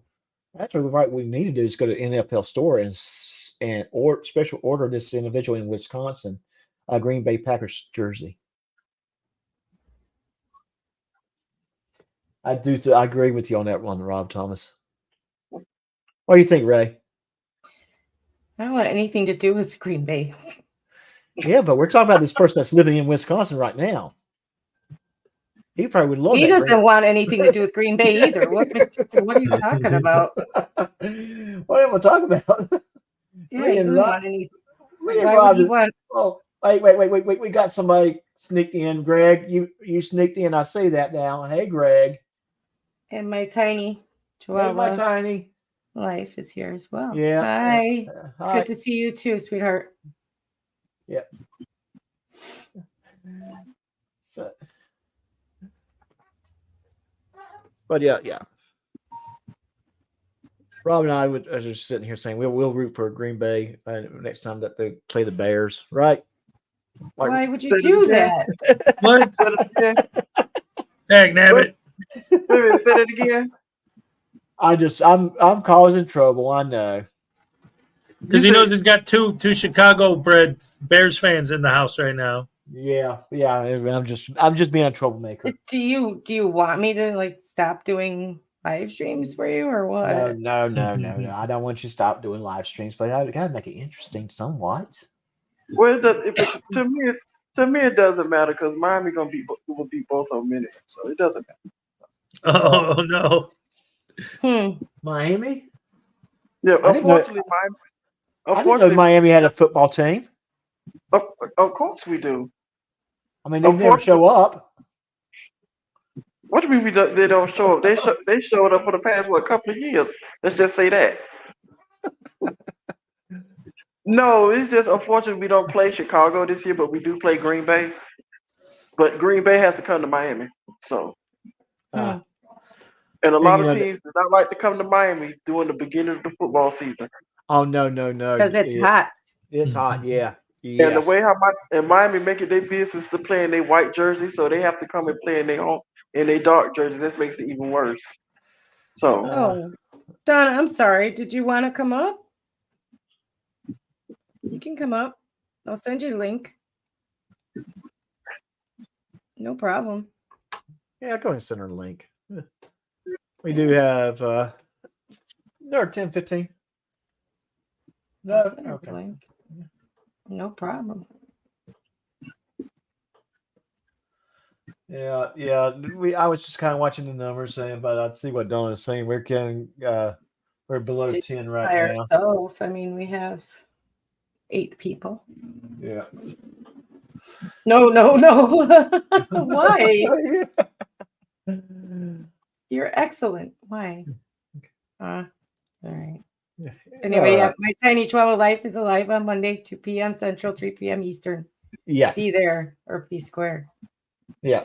Unfortunately, I'm going to have to be square because more than likely I'm going to be working in here lately. I've been so busy. I just can't break away during live streams.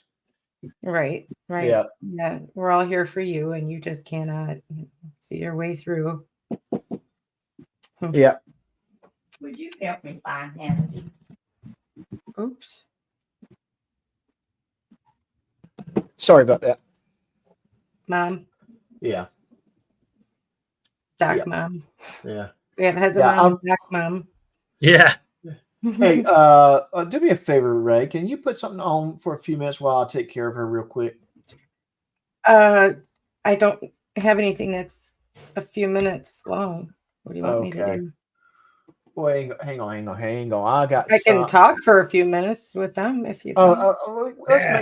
I got something to do. We can just filibuster. It's fine. You don't have to play video. It's fine.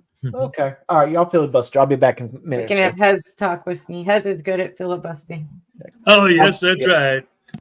Yeah. Hez-splaining. That's what I'm talking about. Yes. Oh, it's great to be here. Great to see you guys again. Doc and Mr. Thomas, I saw you guys this morning. Ray, well, we talk outside, but I didn't see you in a while. So great to be back up here with you as well. And I don't know, just having a good time, hanging out, talking about, all this stuff. Some interesting subjects came up. Like I said, I was fascinated by the thing with the M's on the cat's heads. I never noticed that before. And while we were talking, I was looking up pictures, and sure enough, there they are. It's like, wow, I never noticed that. You've always had dogs. So, yeah, you're a dog guy. So you wouldn't have known that. Yep, that's true. In fact, just earlier today, I was taking a walk, and somebody was walking his dog, and the dog ran right up to me, and I'm a dog guy, so I'm totally cool. He's sniffing me. I always ask first, is it okay if I pet him? I'm not sure, but he's like, yeah. So, I'm playing with the dog for a minute, and I'm like, what? How old is he? And he goes, 14. I go, no way. This thing is a pup, and this is going to be like a big dog. And he's like, no, 14 months. And I'm like, oh, okay, because I knew immediately, I'm like, there's no way that dog's fully grown. And it was already 40 pounds, and it was just 14 months old. So I'm like, that's going to be a big boy. Gosh, talking like it's a baby. I don't like that. People are like 14 months, 15 months. It's a year old. Yeah. Right. Okay, So you never had a cat beforehand? You never had cats? What happened? No, I'm allergic to cats. Oh. Can't just take an allergy pill or something, just no, I'm allergic. Well, I do. Like if I was going to your house, I'd obviously take some before I got there. But I mean, having a cat in the house and just constantly having to be on medicine just to be around it, I don't know. I've never lived with a cat, so I don't know. I had a roommate way back in the day who thought they were allergic to cats, went on medicine so they could roommate with me, and discovered, a couple of days when they forgot their medicine that they were actually not allergic to the cats. So, I mean, oh, no. you might have outgrown the allergy, or, you never know until you get around a cat. You know what I'm saying? Or right. the cats. That was rude. Anyway, great players like that. I'm sorry.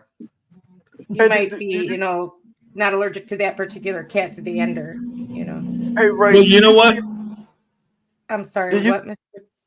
Do you see do you see the people that's online? It's like the little cat ties. What or what?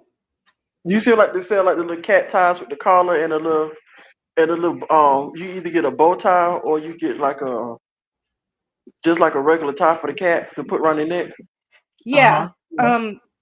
I did have some bow ties for my cat, but I don't know what happened to them. He hid them. He does not want to wear them. Yeah, he does not want to wear them. I got a rep for Bradshaw, but for some reason he takes it off. I'm like, well, how do you keep getting this off? You gotta realize, Ray. Leo's texting me all the time, talking about how he hides the bow ties and don't want that puppy dog and all that kind of stuff. Well, see, I'm his mother, okay, and ultimately, it's my choice if he wears a bow tie or if he he's looking at me, so I'm just gonna stop talking. he knows you're talking about him. I'm just gonna stop talking. Yeah. What? He is the boss here. Yeah. Yep. My boss just walked in too, and she's just meowing away. Do y'all hear her? Yeah. Yeah. A little. Yeah. So I'm sorry. I was answering out loud. I was answering a text out loud. I'm sorry. Yeah, I don't think that's how text works. Well, I guess it could now because you could actually. I did answer it, but I'm like that. I do that all the time.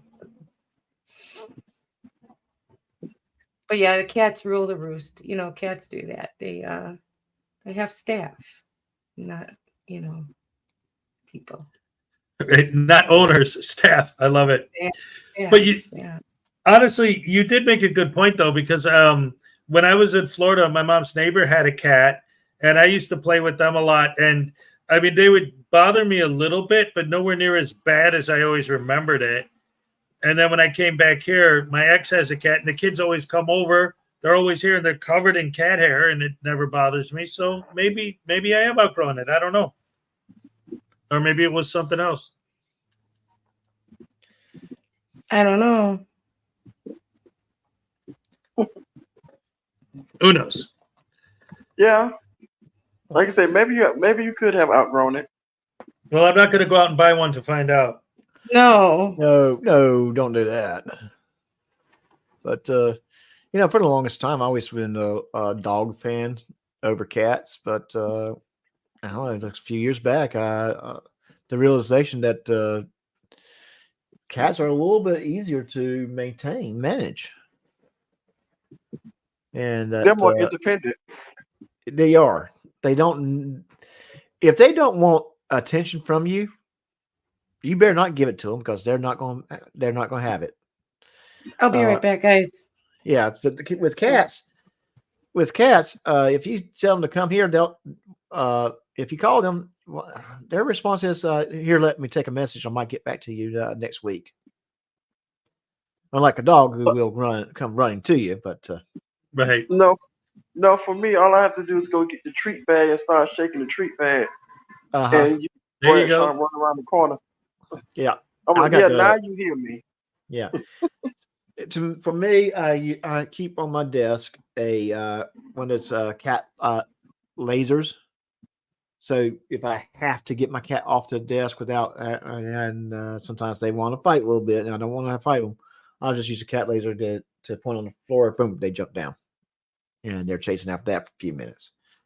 You ever watch this guy that used to come on the Animal Planet, or sometimes he have this on YouTube channel, Jackson Galaxy? No, I don't Cat think so. expert. It's pretty interesting. I'm like, if you watch it, he has his own YouTube channel. It's pretty interesting. He's a cat expert and everything. Okay. Like what, like what, if you want your cat to sleep at night, you have to tire him out, so you have to play with him. Yeah. So you tire him out. So yeah, so you get like. He said you get like one of the little toys that you could, run and chase, bring it back. All right, so basically you can fetch. Yeah. Yes, because the cats are a natural hunter. They are a natural hunter. So, yeah, exactly. And that's really what they are interesting animals. They are. They love to. I have 3 cats whose personalities are so different. It's weird how different they are. I got one that oh my gosh, if you see her right now, she is literally you know what? I'm going to do this. I'm going to do this here.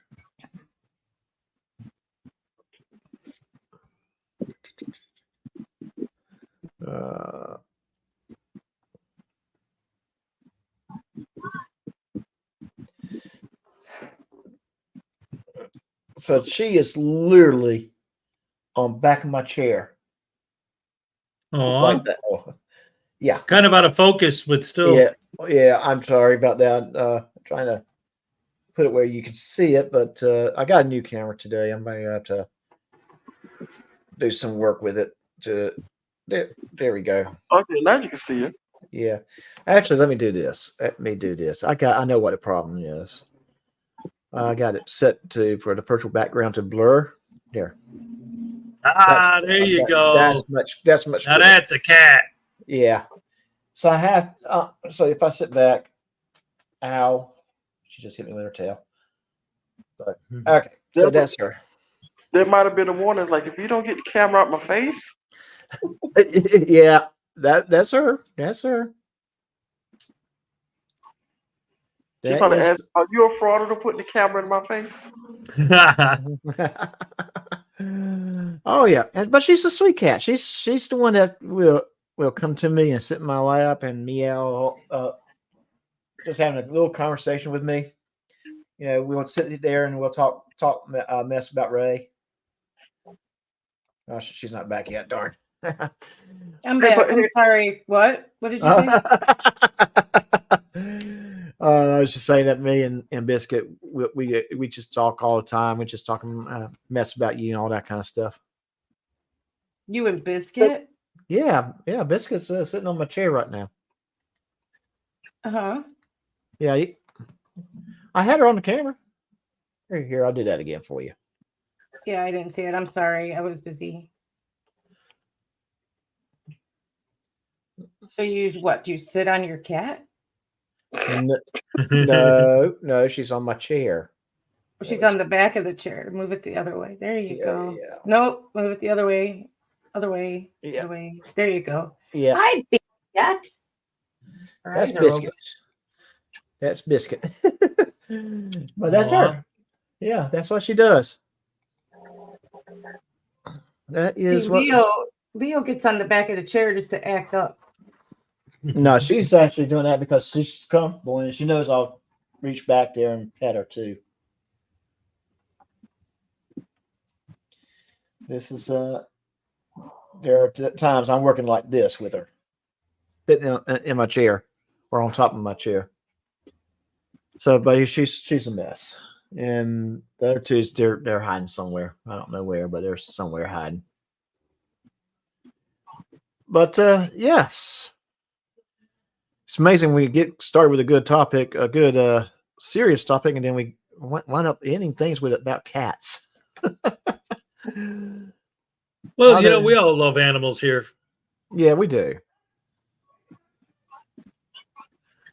Oh, Don Ray, that is interesting. That is very interesting statement because I will swear, Biscuit, who is currently sitting on my chair, I will swear that she is calling me by my name at times. See, when I was growing up, I had goldfish and cats. So there you go, dinner for one, and yeah, oh yeah. It'd be hilarious just to watch the cats trying to get at the goldfish. I'm like, y'all can never get into the goldfish. So they come home from school one day, one of the cats on top of the goldfish tank. I'm like, well, you can't get in there, but hey, you need to get down. Yeah. Thank you, my Tiny. Yes. I love your guys' videos too. I wish you guys would put out more for Tiny. I go look and I wish I look for them. Yes, more dog videos from My Tiny Chihuahua Life. Yeah. Oh yeah. And I hope Highway Star starts his videos soon of the historical places. I'm looking for that would be nice. Yeah. Yes. I love historical places. I do. I have a question for Hez though. Yes, sir. So what's going on on tomorrow morning show? Oh, I mean, just a standard Friday show. Why, you want to hang out? Come up on panel? I could if you want me to. Yeah, email me. I'll send you a link in the morning. Okay. Yeah, that'd be fun. Why not? Yeah. Yeah, why not? Because this morning, that was like last minute. Oh, yeah, because I saw you in the chat. You're like, oh, who's that? Who's that? Yeah, I had Witch of Heart on today. Yeah. You never saw her before? No, I never heard her. I never seen her before. I never seen her before neither. Like, who is this? Okay. Yeah. Yeah, she was out of the scene for a few months, but she's back now. Who? Yeah. Witch of Heart. Oh, she was there this morning? Yeah. Awesome. Yeah. It was great. But Hez, when you started off and didn't have sound on that first video you played, I was getting ready to shoot you an email and say, hey, I'll jump in for a little bit and at least we can play videos off of mine so you don't have to reboot. But then your sound work said, nah, it's not necessary because I had other things I had to do to get ready for work. So I figured out what was wrong. I had to ask permission to even be on this live stream today. Yes, and would you please tell your nurse thank you very much? We appreciate I will do that. so. Yeah. Yes. Sure. Oh, and by the way, and Ray, especially because I know again these two were in my show this morning. I don't know if I know but just in general, today was Maggie's surgery. I did. Yes. Yeah, I got an email from her. Yeah. Okay, excellent. Yeah. I was on the email she sent you. Oh, duh. Okay. Yeah. I never pay attention to the CCs and all that. I just read the body. Yeah. And I emailed her yesterday. Good luck, and I loved her and all that. So excellent. But yeah, Hez, I could be there tomorrow, but I probably won't be able to come on to like the second hour though. Oh no, that's fine. That's fine. Just what I'll do is, like I said, email me hezekiah@gmail.com. Or what were you gonna say, Ray? Nothing. I'm talking to my. Oh, I'm sorry.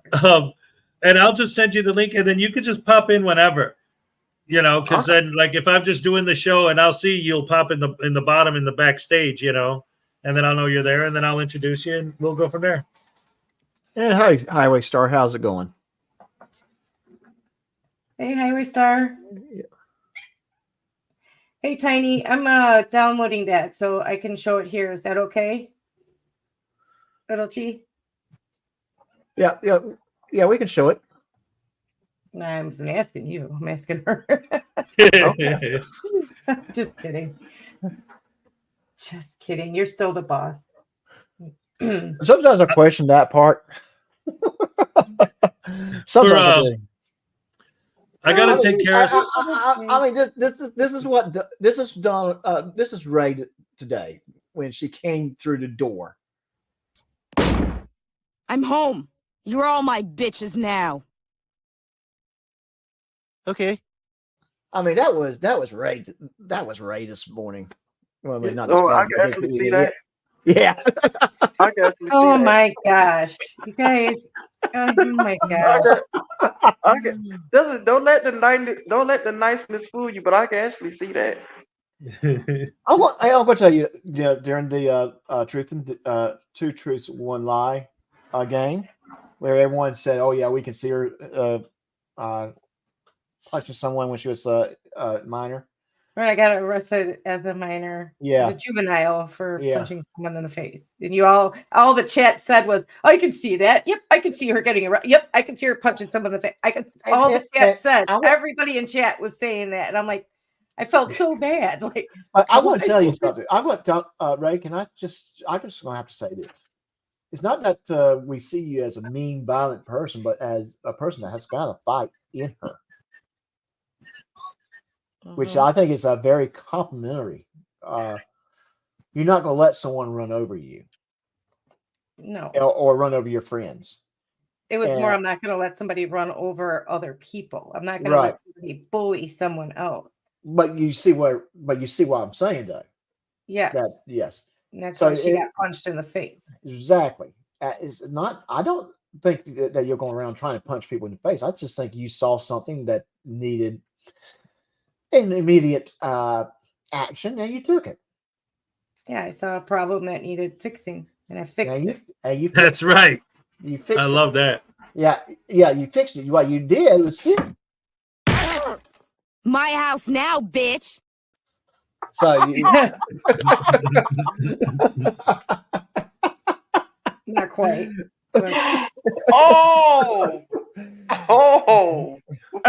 Not quite. Not quite. I guarantee she got a mean right hook, though. Do you want the story? You want the exclusive? Anybody that's here, you guys get the true exclusive. Okay, let's do the true exclusive. All right, the ones that are lucky enough to be here, you can have the exclusive, and that's it. All right. Now, it was actually my sister that was getting bullied. She's older than me, but my sister wasn't tough. That's the thing, is she was not a tough person. She often got bullied. My sister did. And somebody, when I came home walking from school, there was like as you grew up in the city, so you know what I'm talking about. There was the space in between the buildings. Right. I got you. Right. Not like an alley, but like it was a very small amount of space, but there was a gap. Yeah. So there was my apartment building, and then there was the little gang yard, and then the fence, of the next building. Well, this bitch was picking at my sister, picking at her, had her like pretty much backed into this fence. And my sister was obviously not having it, was afraid, was trying to get away from her. And I came along and I just told her, please leave my sister alone. And she was like, no, because I was little as a kid. I mean, really tiny, not very, very tall. And, didn't have a lot of weight on me or anything. And she was like, obviously, like not afraid of me. So I took her by the back of her head and I rammed her face into the fence. Oh, wow. That'll work. Oh, wow. Okay. And I said, now, will you leave my sister alone? And she's like, I'm telling my mom. And she ran off. And I'm like, tell whoever you have to, as long as you leave my sister alone. I don't care. So, but her mom was a rookie, like in the police academy in Chicago at the time. So she thought she was this big shit. And she went and told her whoever's, and they came and picked me up later on. And I went to the police station. So, yeah. So you were my father came to get me, and he was like, well, what happened? And I told him exactly what happened. And my dad looked at the sergeant and said, well, arrest her daughter for having a big fucking mouth. And then he took me and we went home. Nice.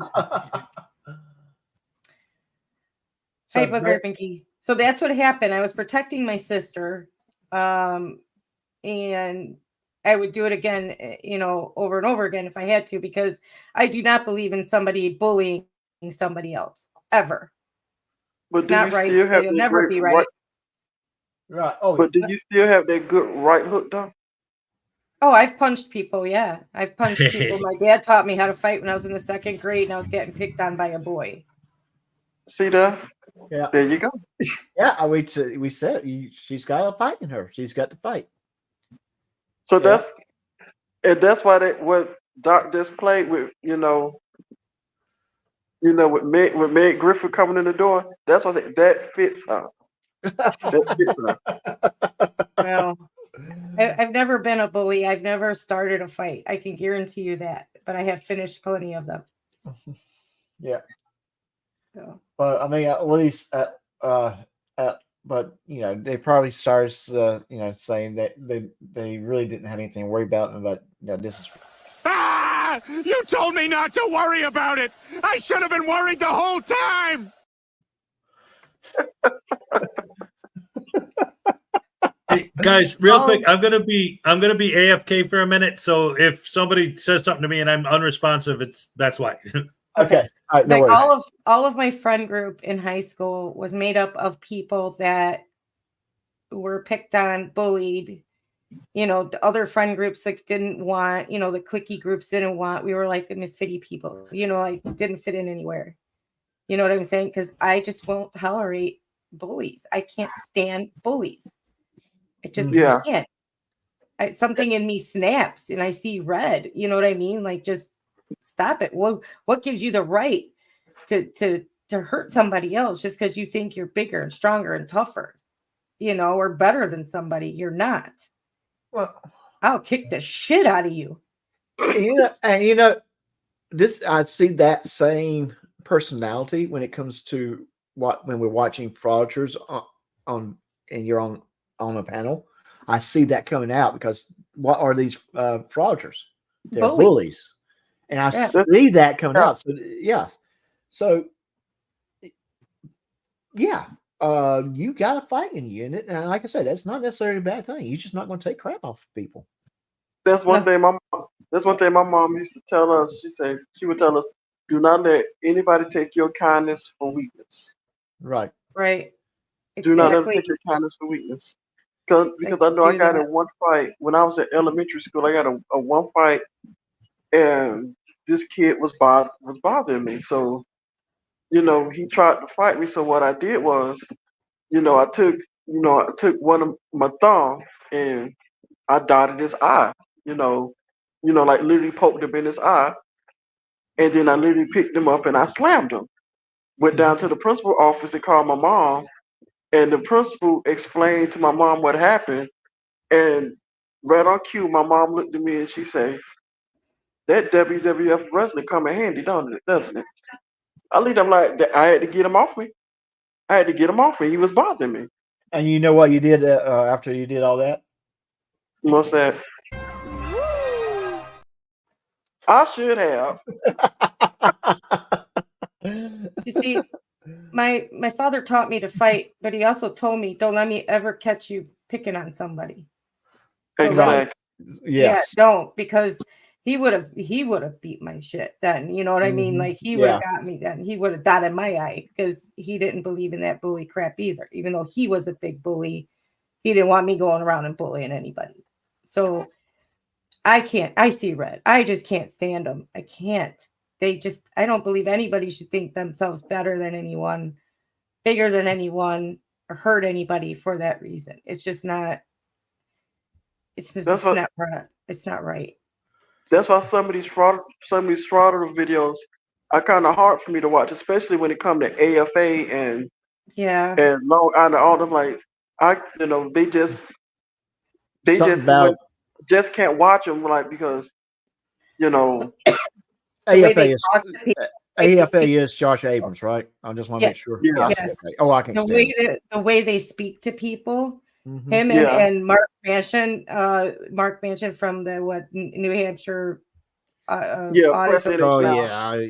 Oof. The way that they talk to people, I want to punch them in the throat. Just yes. And You I want to talk guarantee, about assault? I'll assault you. I'll show you what it really is. and I guarantee you, they would not talk to anybody like that if they didn't have the cameras on. Like if they didn't have the cameras on, they would not No, talk to anybody like that. no, they wouldn't.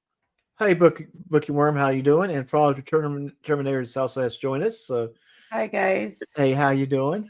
And just like the lady did, just like the lady did to the idiot down here in Florida.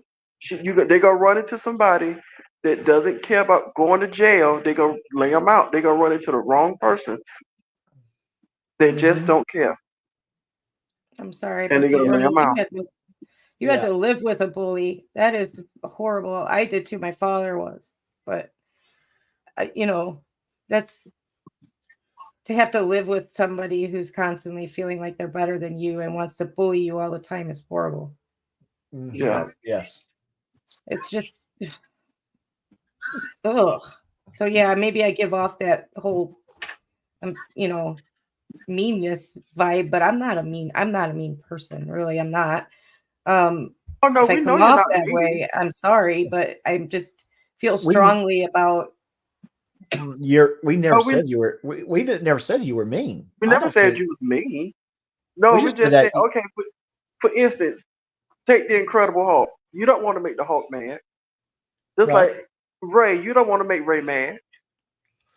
Yeah. No, you don't want to make Ray I mad. do have a temper, yeah. But only She when turns it's into the She-Hulk. Yeah. these people are just so I don't have words for what they are. They're just Well, there's a special place reserved in some corner of hell for these people. Yes. I mean, already for what they've done before they became frauditors, but once they became frauditors, there's just like a whole new corner of hell opened up for them. Right. They're demonstrating a lack of respect to anyone that's around them. They're also demonstrating that they really don't care about society in general. They have no feelings. They for have anyone. no, and the bad thing is they're coming in contact with people who are afraid to go too far because they're afraid they might lose their job. Right. They need to be told no and get the heck out. And there needs to be some civil actions against them when they start putting doxing employees. Right. I do not. Hey, Jeannie with an eye, how you doing? This just like I was watching a familiar video, and he was telling us about J-Town Press and how she based, you know the lady that put the privacy strike on her in Alabama, and she sent her a letter, and she basically dropped the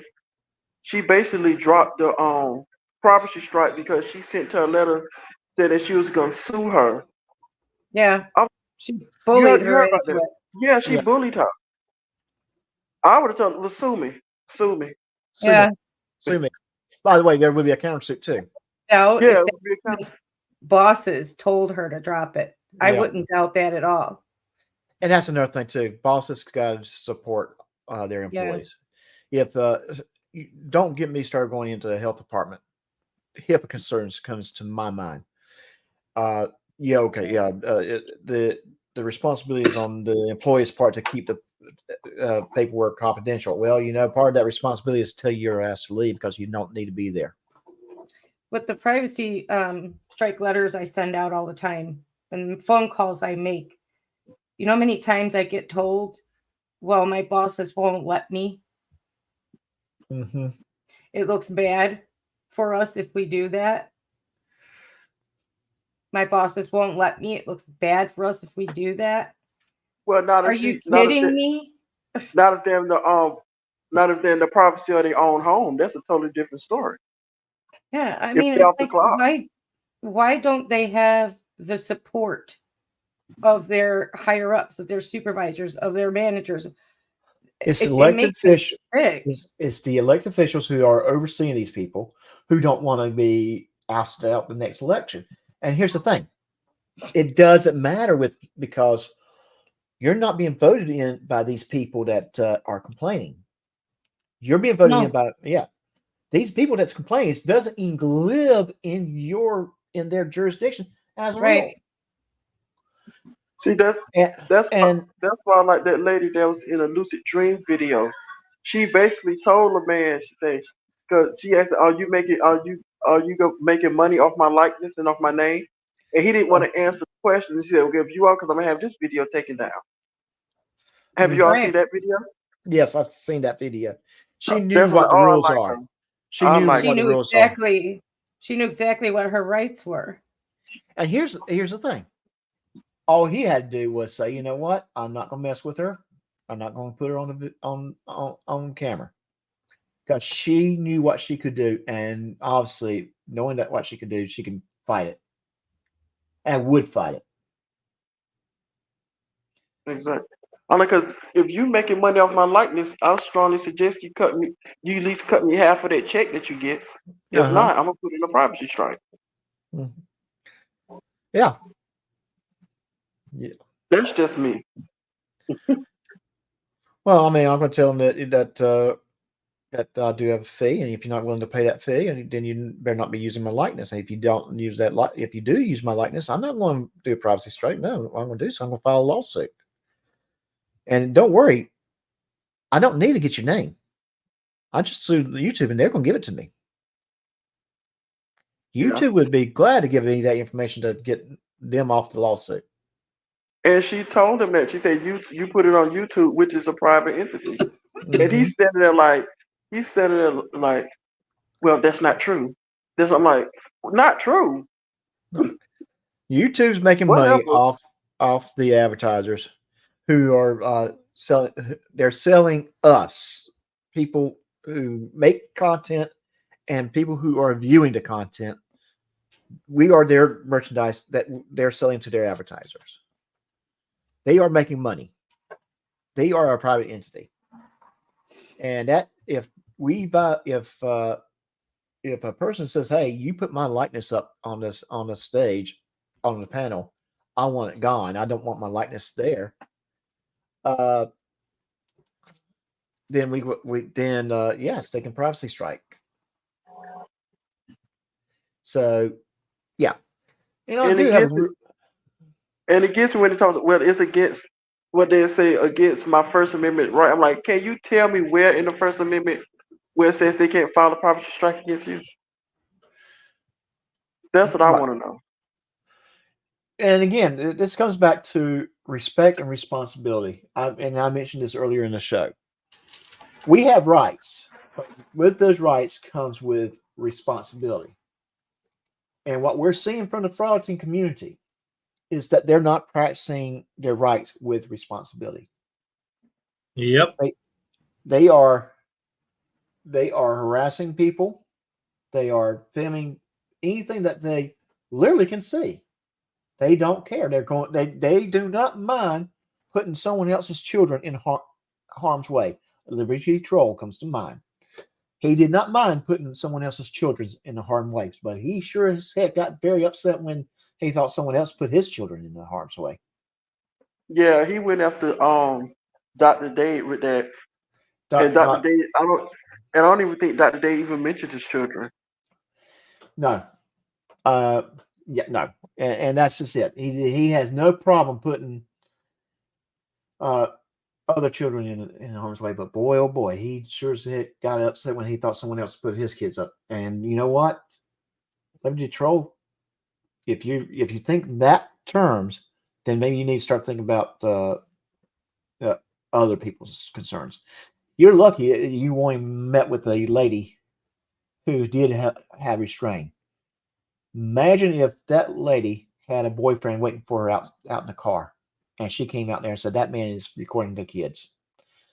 And that man did not want you recording the kids because he's protecting his child or his girlfriend's kids, or whatever the situation is. That happened to Detroit Metro Audit when the lady called her husband. Her husband came in there and basically hemmed him up against the wall, broke his camera and all. And you know what? Good. I don't want violence to occur, but that's what's going to happen every time. You got that. God, I can't stand this guy too. He hadn't been very active. And if he has, please let me know. First Amendment protection. Oh yeah, FAPA. He's not been active lately, I don't think. Well, he's got in about 3 months that he was active, he got 4 charges, 4 separate arrests. I think the last one that he got arrested on, which was in Savannah, Georgia, it was literally on private property. It was on private property. He had, and his he did. Yes, he did. Yes, thank you. That was the last one I actually saw him take part in. After that, he's been trying to get on panels, trying to get into debates, and so he hadn't been that active. But he was the one who almost got his tail handed to him in a post office. I don't think it would help because number one, he went to I guess he's suing the ex-police chief or the ex-sheriff or somebody. Then he records himself going on this guy's private property. I don't think that helped at all either. That's why. Yeah. So. Okay. Do you want me to play the? Yes. Chinese? Yes. Okay. Yes. Let's go ahead and play that one. This is my Tiny Chihuahua's life short. It's entitled "Daddy's Home." Okay. This guys.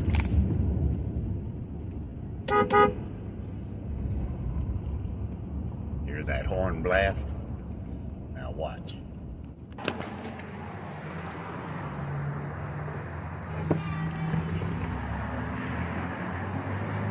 Tiny. Daddy! This isn't new. What are you doing, Bubba? Waiting on you. Did you get in all the rain? Did you get in some rain? Yeah, I got my paws wet. I bet you did. What else did you get into? Nothing. Good boy. All right. See, guys, this is what happens every time I blow the horn. He's sitting here waiting on me. Yeah, it's cold. Highway Star signing out. Oh my goodness. That's awesome. So Don Ray, I know he likes to operate in the Midlands area of South Carolina, or did at least. And just to kind adorable. And just real quick. I mean hey Patrick, how you doing? Hi Patrick. Yeah. And yes, a little tiny. Yeah. But Donna, truthfully, I wish he ran into some of those deputies from Richland County Sheriff's Office, because at Richland County Sheriff's Office, they quit school because they had recess. They just don't play. Thank you for the video. Real quick. Yes, real quick. While we're back on animals, I got to tell you guys this because I thought this was so cool. Maybe where you guys live, it's not a big deal, but I thought this was awesome. Just now, I went down. I went downstairs to take the trash out, and while I was down there was a big old 3-foot opossum just walking down the street. Awesome. Awesome. It was like great. that. Yeah, he was so cute. I'm sitting there, I'm looking at him, and he's just walking, chilling. Also, Highway Star, thank you very, very, very much. That was beautiful, generous. Thank you so much. Aw. Okay. Nice. Well, he just in the chat, he said, check your notifications. And I did. It's like, oh, thank you, Highway Star, so much. Yeah. Yeah, I saw you drop my Cash App earlier, so. I did. Awesome. Thank you. Drop mine as well. For treats for Leo. But. Yeah. Let's feed that cat. He ain't fat enough. Come on now. Yeah, he complained. He's not fat enough. You guys made him lose weight when you were in the hospital. That ain't right. Yeah, I know. Leo constantly is texting me. I mean, he texted me last night.